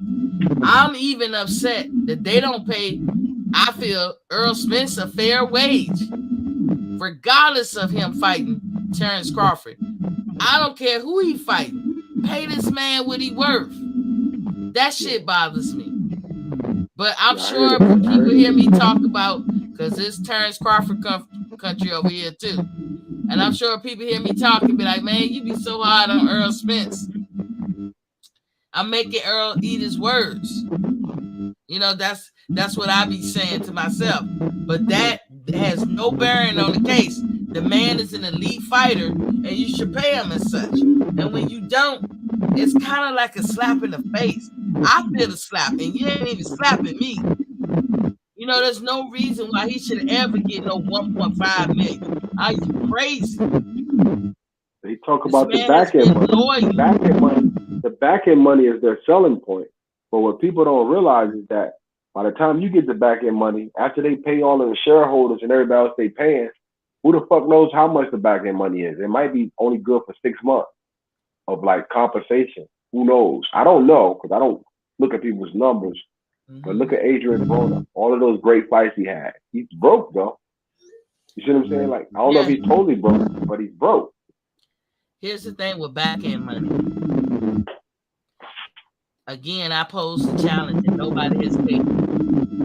Find me a job in America where you can you apply for it and you go for it, but you don't know how much you're getting paid. Find me that job. And when they were talking about transparency, I'm not sure what's that noise in the background. Are you at work? Oh, it's on my end? I think so. Is it still there? Oh, okay. Find me a job, like I said, and then how you count something that you don't know. So when people was clamoring about this term sheet and the fact that Terrence said, I accepted all the terms, do they understand? Take 2 sheets of paper. That's what I want y'all to do. Close your eyes. Take 2 sheets of paper and put it in front of you. One is terms. One is a contract. The contract don't get written until the term sheet is agreed upon. When the contract gets written, if there's 4 or 3 other things on that contract that wasn't on the term sheet, that statement still can be true. I agreed to all the terms. The contract get presented, now it got extra shit on it, or something taken out. I can't sign that, because at that point, I'm accountable for that. Yeah. You know what I'm saying? And if a person with his accomplishment, because I know everybody want to regulate him to just the 147 pounds, but they better make sure that they say it about themselves too. You know, I've heard Charlo say, well, he ain't do that. He ain't got a resume. Charlo, you are in danger of them saying that about you. If you drop your belts and move up to 160, then we supposed to think that you can't be happy, brag about, or anything about your accomplishment at 154? Is that how it works? We supposed to forget about the undisputed? What's up? I want to send you something right now, and I want you to hear my part of the story on how I feel about it. You think I can do that? And you can play it? Because I'm a YouTube channel. What's cover your channel? That's what I'm asking. Well, if I can, because, you know, I'm not technically sound like that. So I Well, we're don't gonna know. try. We're gonna Yeah, we're gonna try. How try. about that? Put it in the private chat, and then I guess I could see it and hit it. It's Oh, appropriate, right? yeah, no, I ain't cussing or nothing. It's just me being like brash and real about the whole situation that we're going through. I sent it to you. So look, I'm gonna hit this. I don't know what it's gonna do, Regular but I'm gonna channel. see what it do. Let me see. Okay, hold on. You gotta All put right, some content on it, you know. all right, hold up. So let me go up Oh in here man, and share the screen, and I'm gonna go to Chrome tab. we All right, working on the job. Much. all right. So hold There up. you go. Good job. You got okay. We got it up. So Yeah. yeah, mute yourself because we cannot hear. Oh Okay. shit. Where is okay? There it is. All right. Good evening, everybody. Yeah, I just wanted to make this video real quick, talking about what's going on with this Spence versus Crawford situation. You see how that worked, though? We've been sitting up here waiting for this fight for like all of this time, and lo and behold, we all found out from, believe it or not, old media, meaning Max Kellerman and everybody, which is cool. But it's funny how like you can start seeing like how the pendulum swings. But we have been speaking on this for a long time. You know what I'm saying? Like about how we feel like fighters are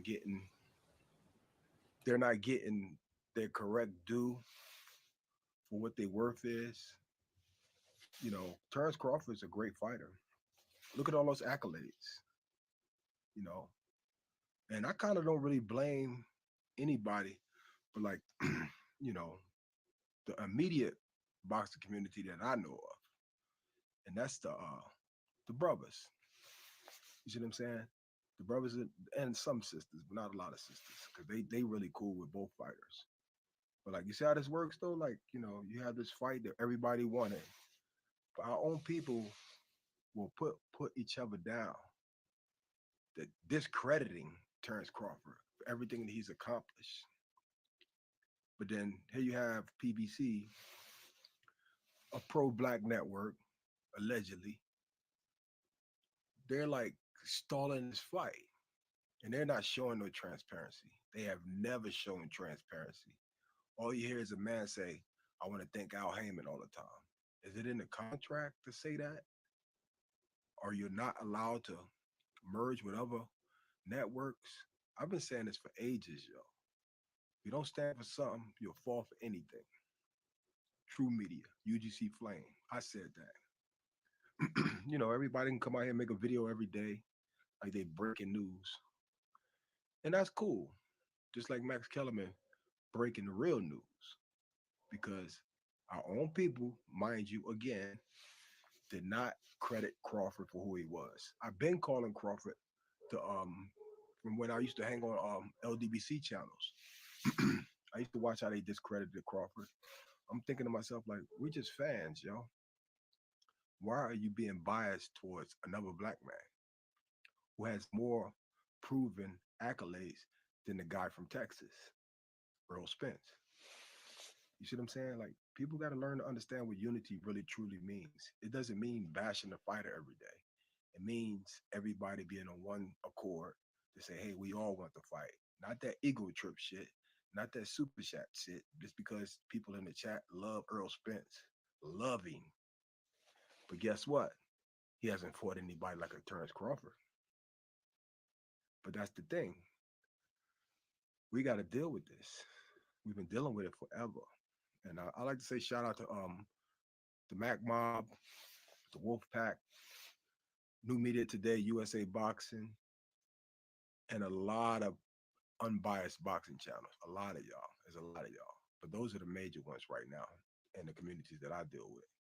Dante's Boxing Nation, sometimes, you know, you have these groups that like got so big by the support from all of us. They got big because of the support of all of us.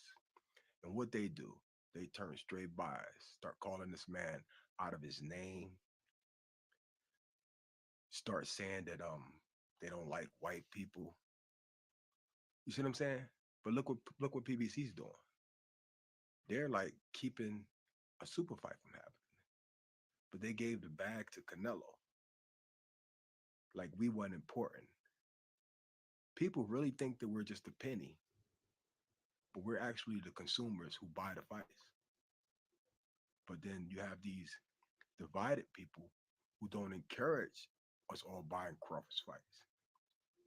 Even when the Porter fight was going on, they didn't they didn't encourage people to say that Porter was an equal matchup for Terrence. I mean for Earl Spence, but I did. I appreciated it. I'm like, okay, Porter's brother fight him. Cool, great fight. One of the best fights we had. It did numbers, but you got to keep that same energy. You got to keep that same energy, that same momentum. It doesn't matter like because the other person's on a different network. It's all about us as fans being on the same page and making sure that they merge if that's what has to happen. But then you have these people who barely talk to you, and when they do talk to you, they say something negative, aka Tom Brown. Yeah, man, I'm just glad that it's finally coming to the light, and LDBC really don't have a window to piss in, the pot to throw it out of. It's a wrap. If you sitting there refuting the fact that this man Terrence Crawford needs transparency, you see what I'm saying? Then you're basically treating him like Hurricane Carter got treated. Terrence Crawford is locked up out here, though. He's not locked up in jail. He's locked up out here from being able to continue his career as a sports athlete. So ESPN broke the news. Now let's see what they're gonna say. Shot fired. Let's get it. The fight has to happen, and everybody that actually talk about the fight, please talk positive about the fight. Please say, look, we all want the fight. Stop discrediting one fighter or the other fighter. You see what I'm saying? We're missing our modern day Sugar Ray Leonard Hagler type situation. We're missing our Thomas Hearn versus Sugar Ray. We're missing those type of fights. This is the fight that could catapult both of them. And this is the fight that we want to see. I hope they make the fight for January or February or December, like they said. And I'm out. Peace. True Media. Let's get it. One. UGC Flame on YouTube.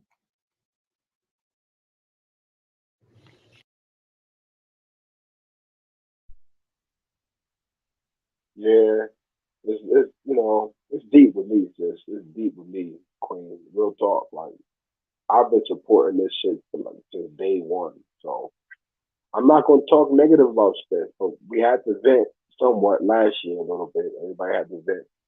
But I just want everybody to be on the same page. We just need to fight. And everybody needs to be on the same page with hounding everybody about getting the fight. Anybody that's important. If it includes ESPN, so be it. They're not being transparent. You still there, Queen? I think your mic is muted. Yeah. Make sure y'all volume up on the video.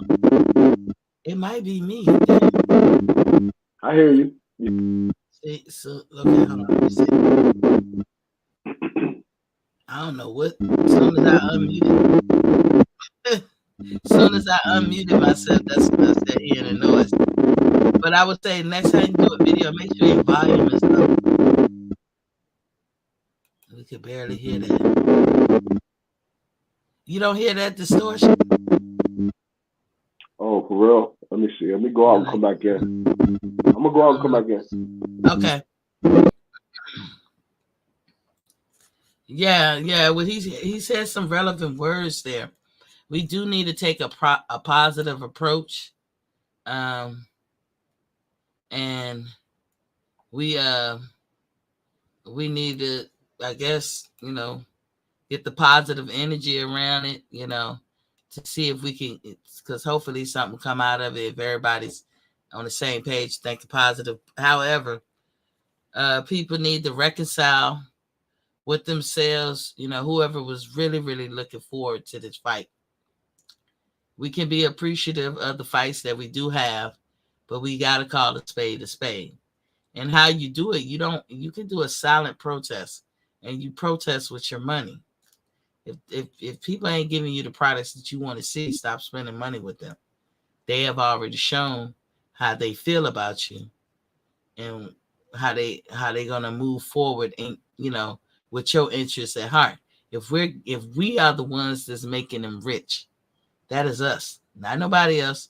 We, the people who buy the fights, the people who go to the fights. And I'm not gonna make PBC rich. I'm not gonna be a part of that. And I know I'm just one person. I'm one person holding back my money. Our money. You say MKB, what's going on, bro? That was just his PSA announcement. I guess he just answered you. He said, chilling at Our Money, just chopping it up with Box Fans Talk TV. Yeah, like I said, that was his PSA announcement. That is a perfect approach and a perfect way to look at it. For me, I believe in that. I believe in that approach, like MKB, what he was talking about. I also believe in calling a spade a spade. I'm not mad or angry. I don't hate the PBC. They put it in perspective for me. If you give people a chance to talk, they'll tell you everything you need to know. Tim Smith let me know that you was playing us and you was stringing us along. And like MKB said, boxing is his only sport, for me too, in a sense. Not that I can't get into other sports, but boxing is it for me. And I realize there's certain seasons that boxing is elevated versus other seasons. Football season, the fall, no. Football takes over here in the States. And that's okay. It's room for everybody. But I'm not going to keep pouring money down the drain, because if you sit back and think about it, you're pouring money into something because you just waiting to get your one thing that you want to see. And you just, okay, I paid this fight. Before you know it, you done bought 10 fights and you still haven't seen the fights that the fans want to see. And that's why we talk about it. That's why we get together and we have these shows to talk about it, to hopefully get everybody on the same page. I would like to see, as I was talking about my topic today, I was like, we collectively, no matter what side of the fence you stand on, I think we all are tired of marination. Don't let that fight marinate. Come on now. To me, it's a losing strategy. Because as I said, that worked for Mayweather. Don't mean it's going to work for you. A lot of people do things, considering like, you could be a parent. Well, my neighbors, they are parents. Across the street, to the side of me, to the left of me, most of the adults that I know are parents. We will have different styles of parenting, but we all are parents. We have overlapping things, all of us as parents. We care about the safety and well-being of our children. We know at certain ages how they act and what to expect and this, that, and the other. And we might have different ways of approaching parenthood or even disciplining our kids and this, that, and the other. But our outcome is pretty much the same. We want the safety and well-being of our kids. So I can rock with my neighbor on anything she talking about when it comes to the safety and well-being of her kids or kids in general. I can rock with them because I would want that for mine. And I know it takes a village, you know what I'm saying? But in this case, with the marination thing and boxing, it's going to take a village. We have to send a message that's emphatically clear to PBC, to Golden Boy, to Mayweather Promotion, to Frank Warren, to Lou DiBella, to Eddie Hearn, to the Zone, to anybody who's in the boxing community. We are tired of the shit, Ike. We tired of the marination. It don't work for us. Mayweather, that was a good thing. That you were able to have your finger on the pulse at every turn. Your career went like clockwork. But that was for you, Mayweather. My brother, that was your gift. It ain't nobody else's. Maybe in 20 years, when this game is forgotten, somebody can come back and play this game. But it's saturated now. They ain't never gonna let nobody else. And I mean, when we be talking about brothers and sisters, man, you're a brother who got, I ain't gonna say got over, because you earned everything you got, but you got through. It worked for you. You think they're gonna let another brother do that? They'll close all them doors. That shit ain't happening again. Martin King Boxer said PBC wants idolizer. We just fans, real fans, not the fake crap. Yeah, I'm gonna put this link back in the chat. Anybody want to come in and chop it up is more than welcome. But that's what I was trying to get at with this potential Ryan Garcia and Davis fight. Either they gonna shit on the pot or get the fuck up. That's what they gonna have to do. Shit on the pot or get the fuck up. You know, because the marination thing is not working for nobody but a person who we won't pay to go see anyway. Mayweather, your career is over. You're retired. You've done the most and the best. You are one of my favorite fighters, period. Hands down. I agree with you when you say UTBE. But it's time to exit stage left and let these other fighters come behind you and see what they could gain. That's what it's time for. It's time for that. You can't stifle. If you stifling your fighters, that's not cool. Because some of your biggest complaints was about you stifling, like being stifled. Top Rank was stifling you when you was begging for the fights with Oscar or begging for top billing like Oscar, because you deserved it. And he was stifling you because he didn't place no value in you. That's what Bob Arum does. He'll give a lot of black fighters fights. He'll keep you busy. He'll pay you some money, but he don't put no value in you. It's kind of like, and this is common. I hope that it don't go on now, but definitely when I was younger, you can offer a black person something like, just think of a situation. And a black person is offered a deal, and they be like, "Look, you could take this 100,000, or you could take 20%." And what the person gonna do? They heard 100,000. Run me that, because I've never had 100,000 all at once in my bank account, and it's so much shit I'm gonna do. I'm gonna party. I'm gonna dress like a motherfucker. I'm gonna have every pair of Jordans. I'm gonna have, this is what be going through their head. But a smart person would take the 20%. If you know that you have a good product, you would take the 20%. Now, there's a lot of reasons you could take the 100,000, because maybe you're desperate at that time. Maybe you need the capital like yesterday. Maybe it's a lot of shit you about to lose if you don't take that money. Like, you might lose your home. Things might get cut off. You might not have running water. I get that when you're in those type of predicaments. But if you can be patient and you know you the goods, I would take 20%.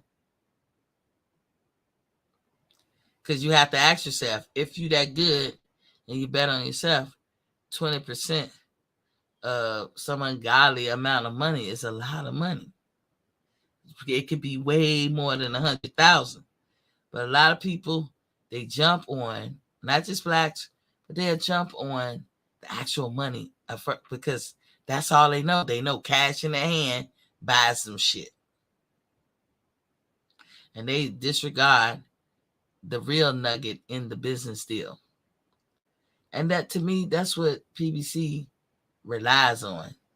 This is how they got all them dudes over there by the balls. Because they know these guys is looking at the bottom line. It's like when you go make a big purchase, and if you buy a home and you ain't paying attention to the APR, or a car and you ain't paying attention to the APR, and you'll say, well, how much is the car note? Oh, the car note is $305. Oh, I could pay that. But nigga, at what percentage? By the time you finish paying for this car, you would have paid double for it. Why would you do that? But that's the kind of shop it looked like to me that motherfucking PBC is running over there. Martin King Boxer said, box or die, somebody. 100,000 if I earn it. Give it to me after the work is complete. Crawford and Spence have earned the right to have guaranteed money ASAP. Yes, and another thing, people. Whoever puts the fight on. Now, everybody likes to say that Spence is the big fish, as PGH Big Dog would say. He's the big fish. He gets the lion's share, this, that, and the other. I don't have a problem with that. But when you're the big fish, that means you're the leader. That means you do the initiating of things. Also, if y'all want to say, oh, Crawford don't have a network, and I think he does, but they not working with his network. They working with PBC and what they have to offer because they have to go in business with them. So if PBC is the head, then there should not be any problem. And I don't know how true this transparency thing is. I don't think Crawford was looking to see all of Al Heyman's dealings and books. I think he was looking at the one that concerned him. And that's not too much to ask. And every fighter does that. How do you know how you're going to get paid and where you're going to get paid? You know, you got to tell me how. If you don't tell me how, I don't believe I'm going to get paid. And then you can't say, oh, I'm going to give you 35% of what? That's what the transparency is. 35% of what? I'm just asking you to tell me that. So I can guesstimate something or get a warm and fuzzy about what I'm getting paid. You don't want to tell me of what, then how I know I'm getting paid. And like I made this point, Mayweather had that fight with Logan Paul. Do you think he offered him that kind of deal? No guarantee up front. And I don't know how that deal went. But Logan Paul claims that Mayweather didn't pay him. Mayweather ain't gone to jail. You ain't heard about him going to court. It don't look like Logan got a case. But Logan wrote the script in his head and saw it. He had the warm and fuzzy about it. He was writing that dream. He sold the dream to himself. And when it was all said and done, it didn't come out the way he wanted it to, but he didn't ensure that it was in the contract. He probably assumed, well, every fighter, every boxing match, people get paid. I'm going to get paid. This is Mayweather. I'm probably going to get paid more fighting him than I could with anybody else. He let all that shit run through his head, and then he didn't get paid. The back end money, how do you count the back end money in the beginning? As Floyd would tell you, and he told you for years, I'm still getting paid for the Pacquiao fight. I'm still getting paid for whoop-de-whoop. How so many years later you still getting paid for some old shit should tell you that all that back end money don't come in right away. So they really wanted Terrence Crawford at this. I'm just going by the rumors. But if you think about it, a man with his accolades, as Bernie the Boxer said, when have you ever heard of anybody with his accolades not get paid up front in a fight? We can wait all day. You are not going to be able to tell us nobody. Number one, I say all the time, what job in America, because we are Americans after all, where people take a job and don't know how much they're going to get paid or where they're going to get paid. You can get paid being a criminal. You can get paid for some fugazi shit. And that's fleeting money because, that money ain't guaranteed. You get some ill-forgotten money, you can get that shit stripped from you easy. Then it was the rumor that he was in cahoots with Michael Canahan. They want to make sure that he wasn't in cahoots with Michael Canahan. I thought that was all bullshit because him and Porter fought. Michael Canahan been on the radar for America and other places before the Sean Porter and Terrence Crawford fight. And yet that fight went through without a hitch. So if it went through then what's the problem now? And then, if all that shit is true, where's that information coming from? And why is it always one-sided? You always hear about what Crawford either did or didn't do. You don't hear shit about Earl. So y'all really want the world to believe that Crawford and his tight-knit group is going to talk to all these people who don't like him and have talked shit about him and shitted on him. But those are the people he's going to go pick to tell whatever to, or the people who know in his tight-knit group. They're going to run to them to tell him stuff. That's like me saying Earl Spence told me, or I'm getting information about Earl Spence, when y'all know Earl is not going to talk to me. He's not going to tell me anything. I would never gather to spit in my mouth to even say that I got something on Earl, or, because Earl told me, or make it seem like, I got it on good authority. From who? If Earl don't like me, why would he tell me? If I don't like Earl, why would he tell me? And that's how I look at all this stuff. But again, I didn't allow myself to get all excited about it. But when I hear Davis and Garcia, and the only thing that make me think, because Tank did tweet and he took it down. But they say, hey, Tank does that. He puts shit up and he takes it down right away. I don't know why he does it, but that seems to be his MO. Monty King said PBC are acting like a criminal enterprise when you truly think about what's happening today. Yeah.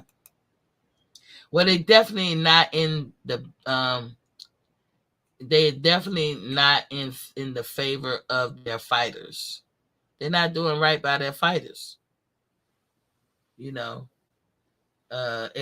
Floyd is PBC and PBC is Floyd, then Floyd, you're not doing right by your fighters. And I don't know why you would take that approach, because you did not like it when it was done to you.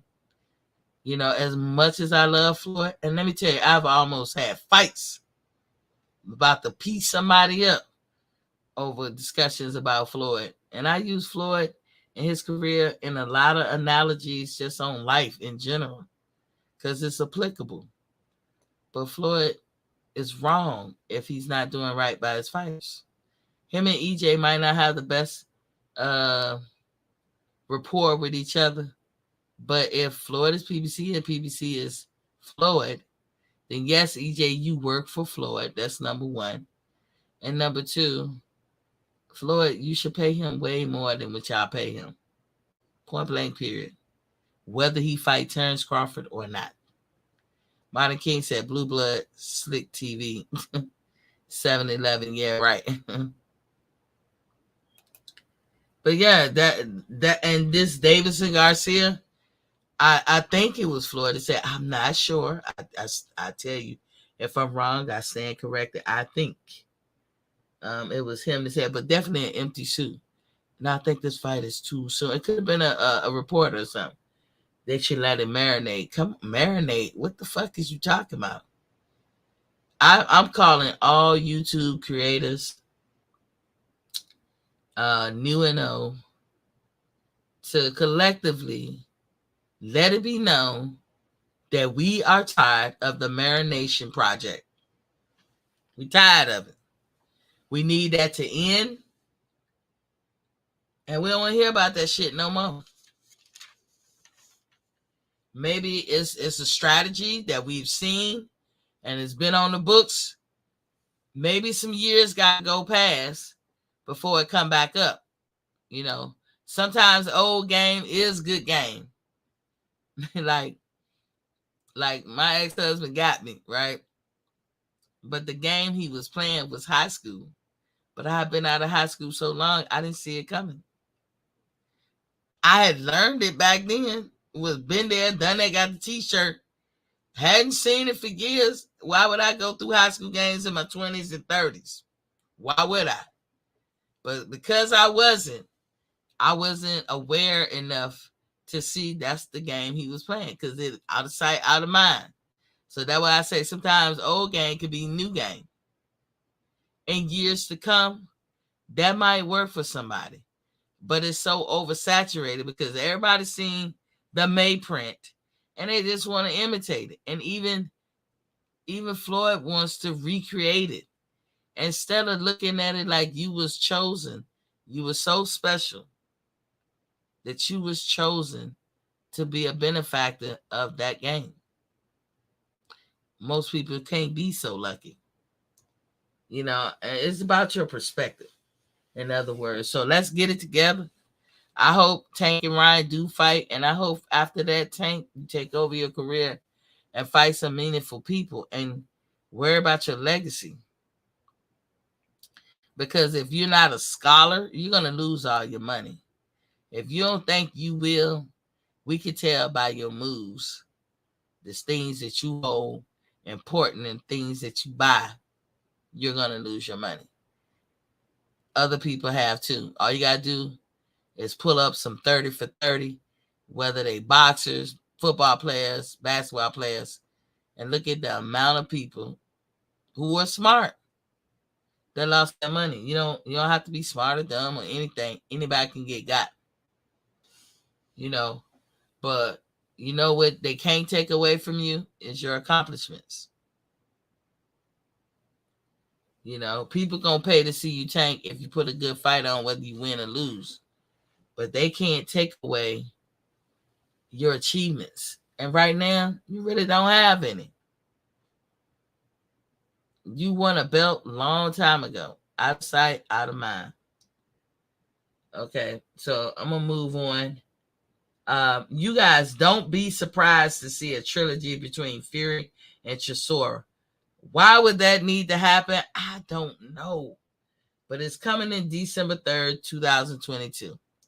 What I want y'all to do is not look at the shiny penny. It's smoke and mirrors right here. However, don't take your eye off the ball. That's what I wanted to say. WBC did not strip Fury as they said they would, and they've been threatening it since May. It is now October. They didn't strip him of his belt. If they did, the fight with that belt could have been on the line with with AJ and Usyk. It could be on the line with Wilder and Helenius. Fury don't want that happening because that belt brings him leverage. He should be stripped because he's not playing ball like he's supposed to. He's not, I'm not saying that everybody got to pick his fights, but you can't just be the one person in boxing doing what you want to do and everybody else is held accountable. They've been threatening to take his belt. They done gave him ample time. He had a deadline. The deadline came and went, and he still didn't. How he threw them off is he made a deadline of himself. Y'all got to the second. The first deadline was in May. The second one was August 26th. Then Fury makes a deadline of September 2nd. And that one has come and gone. He asked for some ungodly amount of money. Don't think that they ain't working in the background to get it for him. But that's why he's not even entertaining a match with Usyk. Usyk couldn't have been no more clear. Hey, I want Fury next. That's the kind of fighter I like. I'm a fan of Usyk. He said, I want Fury next. He ain't ducking no smoke. He running right to it. And he know what he trying to achieve. Fury don't want Usyk. And Usyk said, well, if you ain't gonna give me Fury, then fuck it. What I'm doing it for. Now Usyk has put out that he's thinking about dropping the belts and going back to cruiserweight and start that campaign all over again. I'm like, dude, I like Usyk. That's my kind of fighter. But like I said, they probably working on finding his $500 million because that's what Fury said he want. He said, hey, if Mayweather, nigga, you can't hold Mayweather jockstrap. I'm sorry. Fury cannot. You is not that accomplished. You ain't nowhere near on this dude's level. Like I said, Fury called him, Usyk called him out. Fury is basically retired, living la vida loca, doing what he want to do and how he want to do it. He don't like to take orders. He has a problem with authority. He don't want to play the ball like it's supposed to. He don't want nobody telling him who he got to fight. He rather pick who he want to fight. And look at him. He's not stripped. He wait around and he want to fight Chisora. Who gives a care about that fight? They let him back to boxing in the UK, but I don't know the subsequent trial that he had to clear his name or to clear that incident why they banned him from fighting in the UK in the first place. I don't think they refixed it. They probably just let bygones be bygones. This nigga gets more favor undeservingly than anybody. I just don't understand it. But this what I read to you just now or talked about, this was according to Mike Coppinger. So I don't really know how true this is. But it is up there for the world to see that the deal is almost done. It made other credible news sources. And so I guess it's Fury and Chisora December 3rd. I won't be watching it. Y'all can talk about it. Anywho, moving on. So Eddie Hearn, he's a funny guy. He seems as though he's moved from repping Conor Benn and still pushing the fight with Eubanks Jr. to now putting space or distance between him and Conor Benn. His language has changed. That reflect that it kind of reflects Conor Benn on his own and taking ownership, the ownership that Ben will have to take and have to face. Because he's saying things like Ben has a big fight on his hand, clearing his name. That's a big difference between trying to still push that fight, even after learning that Conor Benn popped dirty. I think he's always popped dirty. I think they always knew. And shame on Eddie Hearn and Conor Benn for handling business like that. At this point, Conor Benn, you a person who have a disregard for human life, and I can't deal with you. I know I'm just one person, but I gives a fuck about people like that. You got a disregard for life. I'm not even gonna say human life, for life in general. Yeah, your name is mud to me. And I guess you could say, well, Miss T, who the fuck is you? I'm one person, and if I feel this way, other people feel this way, and we got to show them that we mean business. This is atrocious. Ben was caught, testing positive for PEDs. What they call it, clomiphene. Is, I don't know how you pronounce it, and it's basically a masking agent for PEDs. But a lot of questions arose from him recently getting caught. He worse than motherfucking Oscar Valdez to me, a little bit, because Oscar, he tried to say it's a T, whatever. I think that they should look at the people who get caught and how it comes off to them. This is already a dangerous sport. You can really hurt somebody. And you shouldn't want to do that. You shouldn't be in it for that. Because whether they think so or not, if they did, they'll never forget themselves. You will carry that albatross around your head if you led to somebody's death because you was cheating. Karma is a motherfucker too. You will get it back. Your reward and self-gratification is fleeting because it will be in the moment, maybe a couple of years, maybe 10 years. But I don't think you're going to reach a rightful age of 90 years old doing bullshit like this. You're going to get your karma back. I hope that it's swift. Martin King Box said Eddie Hearns would be better off pushing for Vada or Nada globally to clear his role in this situation with Ben. I ain't never seen that word, Martin King. But UCAD don't. I guess they don't catch it because maybe they don't test for this shit. Vada do. Vada been busting a lot of people lately. But like I said, the questions that arose from this incident, you got people like Chris Van Herren, Chris Algieri. They're talking about or questioning their loss, what he was able to do. You know, if he ever come back, we're gonna see if he still can do that shit. We're gonna see what kind of punishment they actually give him. You definitely ain't getting at the least now. Ain't nobody fucking with you. And Gerald Big Baby Miller is even calling her a hypocrite because they went ham on him when he cheated, tried to get in the ring with AJ, but you was still trying to push the fight with Conor Ben because you was looking at the bottom line. Eddie, you tore your draws. This is when that statement, all money ain't good money, can be applicable. Because it ain't. You know, I wouldn't care how much they was about to make. Don't be a part of them shenanigans. Don't be a part of that bullshit. You know what I'm saying? I don't know what my computer doing is highlighting this, that, and the other.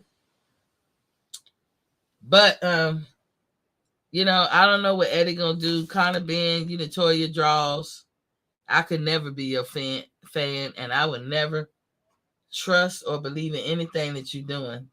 You fugazi at this point to me. Eddie Hearn, I don't know. You know, the jury's out still on you. You better make some rights. You better take some wrongs and make them right. Because people watching. I think when you get caught like that, they should question all your wins. Kind of like court. I know America ain't the world, but here in America, if they ever catch a judge or even a prosecutor lying in his pocket or doing some wrong shit, padding people's records, whatever the case, operating outside of the law and is leading to people's incarceration or something happening to them, not only can you sue the state, but they will bring up every case that judge ever did.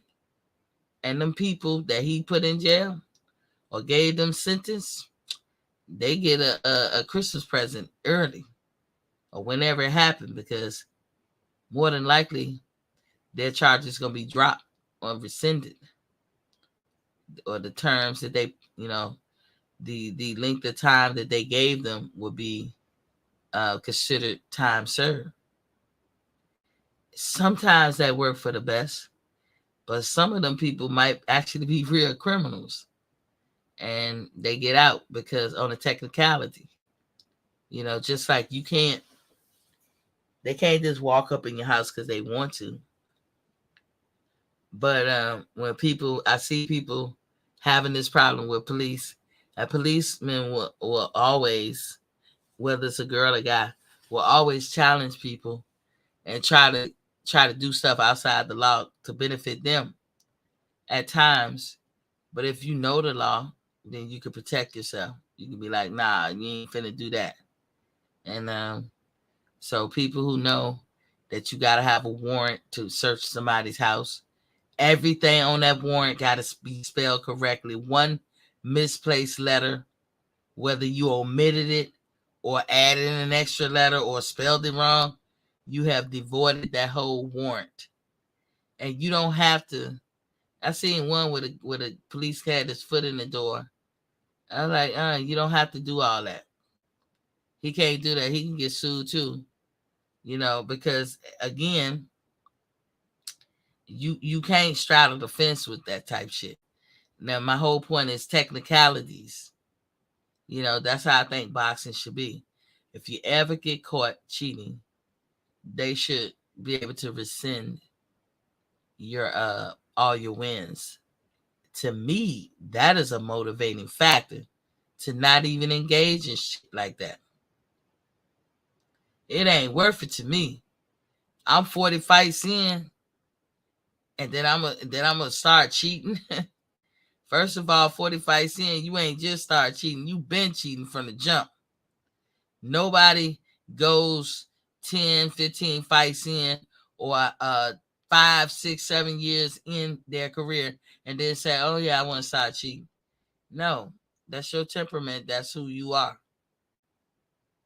Because it's all around you right there in the beginning. You know, maybe the first couple of years you could pick it up. Like a person like Miguel Fox. How would y'all like him? And he just fought this past weekend. If, you know, I know he getting a lot of critique. A lot of people saying he really don't have a future in boxing. He has no power. And he don't even know how to, I ain't say he don't know how to stand his ground. But there's no point because most people are more stronger than him. So how would y'all feel if next year you start seeing him box often and he just running through motherfuckers, knocking people out? You gonna be like, what? Your eyebrow gonna raise. But is he really a champion? I wonder, do people who cheat be thinking that they really the bee's knees? You know, I be wondering. But it's obvious that Miguel Fox is never gonna be no top echelon fighter. He's not gonna be top tier ever. I don't think so. Because you will always have somebody like an Earl Spence or Bud Crawford or Boo Sanders or Virgil Ortiz. And I don't think he could deal with none of them. And if he moves up because he get bigger, he ain't messing with no Charlo. You know what I'm saying? He ain't messing with J-Rock. He ain't messing with Castano. He ain't messing with none of them. So, I don't know what he should do. You know, but if Conor Ben, if you ain't had the power, you know, you should have just been happy with fighting those fighters overseas. But I guess the knockout made him a millionaire. He made his bones. He got his hustle on, and he made it. Oh, by the way, people, I'm at the end of my show, but I did want to leave y'all this nugget. So I collect coins sometimes. And I just got rid of a bunch of coins that I had sitting around the house for years. And I had them sitting around the house. I mean, I was collecting them, but I was overlooking a group of coins, and that was quarters. So I just found out that if you got a 2019 or a 2020 quarter with the mint mark of W, that means it came from West Point. West Point Mint. It's got a W on it. And you can see right there on the front of the quarter, on the right hand side, they're going to have a P, a W, they have an S. They got different letters, right? That denotes where those coins was made. If you got a 2019 or 2020 quarter with the mint mark of W, each one of those quarters is worth $20. Don't get rid of it. I'm mad as a bitch. I just rolled up all my quarters that been here for 2 years. Because I usually have them neatly, set aside. But I had collected so many, I had nowhere to put them. So I just rolled them up. And I wound up having like over $200 or something worth of quarters. And I took them to the bank. And I turned them in. Because when I collect coins, I look for defects on my coins. I didn't see no defects.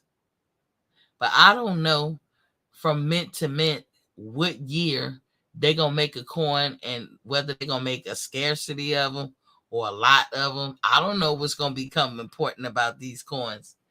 But apparently the ones that got the W on the front, each quarter is worth $20. So 25 cents, you turn that in, you get $20. The way you turn it in, I don't know. Coin collectors, because I found a lot of defective coins. I'm holding on to them. And coins come out of season. It depends on what people into at the time. Like at one point, collecting them Buffalo nickels was big business. They're not right now. But 20, 30 years from now, they might be. And I got a whole bunch.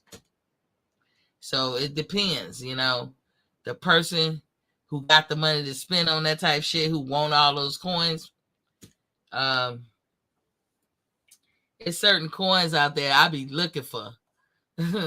I be looking for, like, if I find a 1969 penny, was it 69 or 50? No, 59. I think it's 59. Because in 1960, the penny as we know it, it's changed again. But the penny that most of us grew up knowing, with the Lincoln, the memorial thing in the back or whatever, that didn't come on the penny till I think 1960. But there was some pennies made by accident in 1959 that had that penny logo on the back, like the Lincoln Memorial and shit. I'ma tell y'all right now, y'all find that penny, whew, it ain't a lot of them out there. But if you find that motherfucker, and they burn and get rid of money every year. So a lot of times people probably turn half of them shit in. I don't know where and who got that penny, but I swear for Claude, if I find that motherfucker, you can become a millionaire.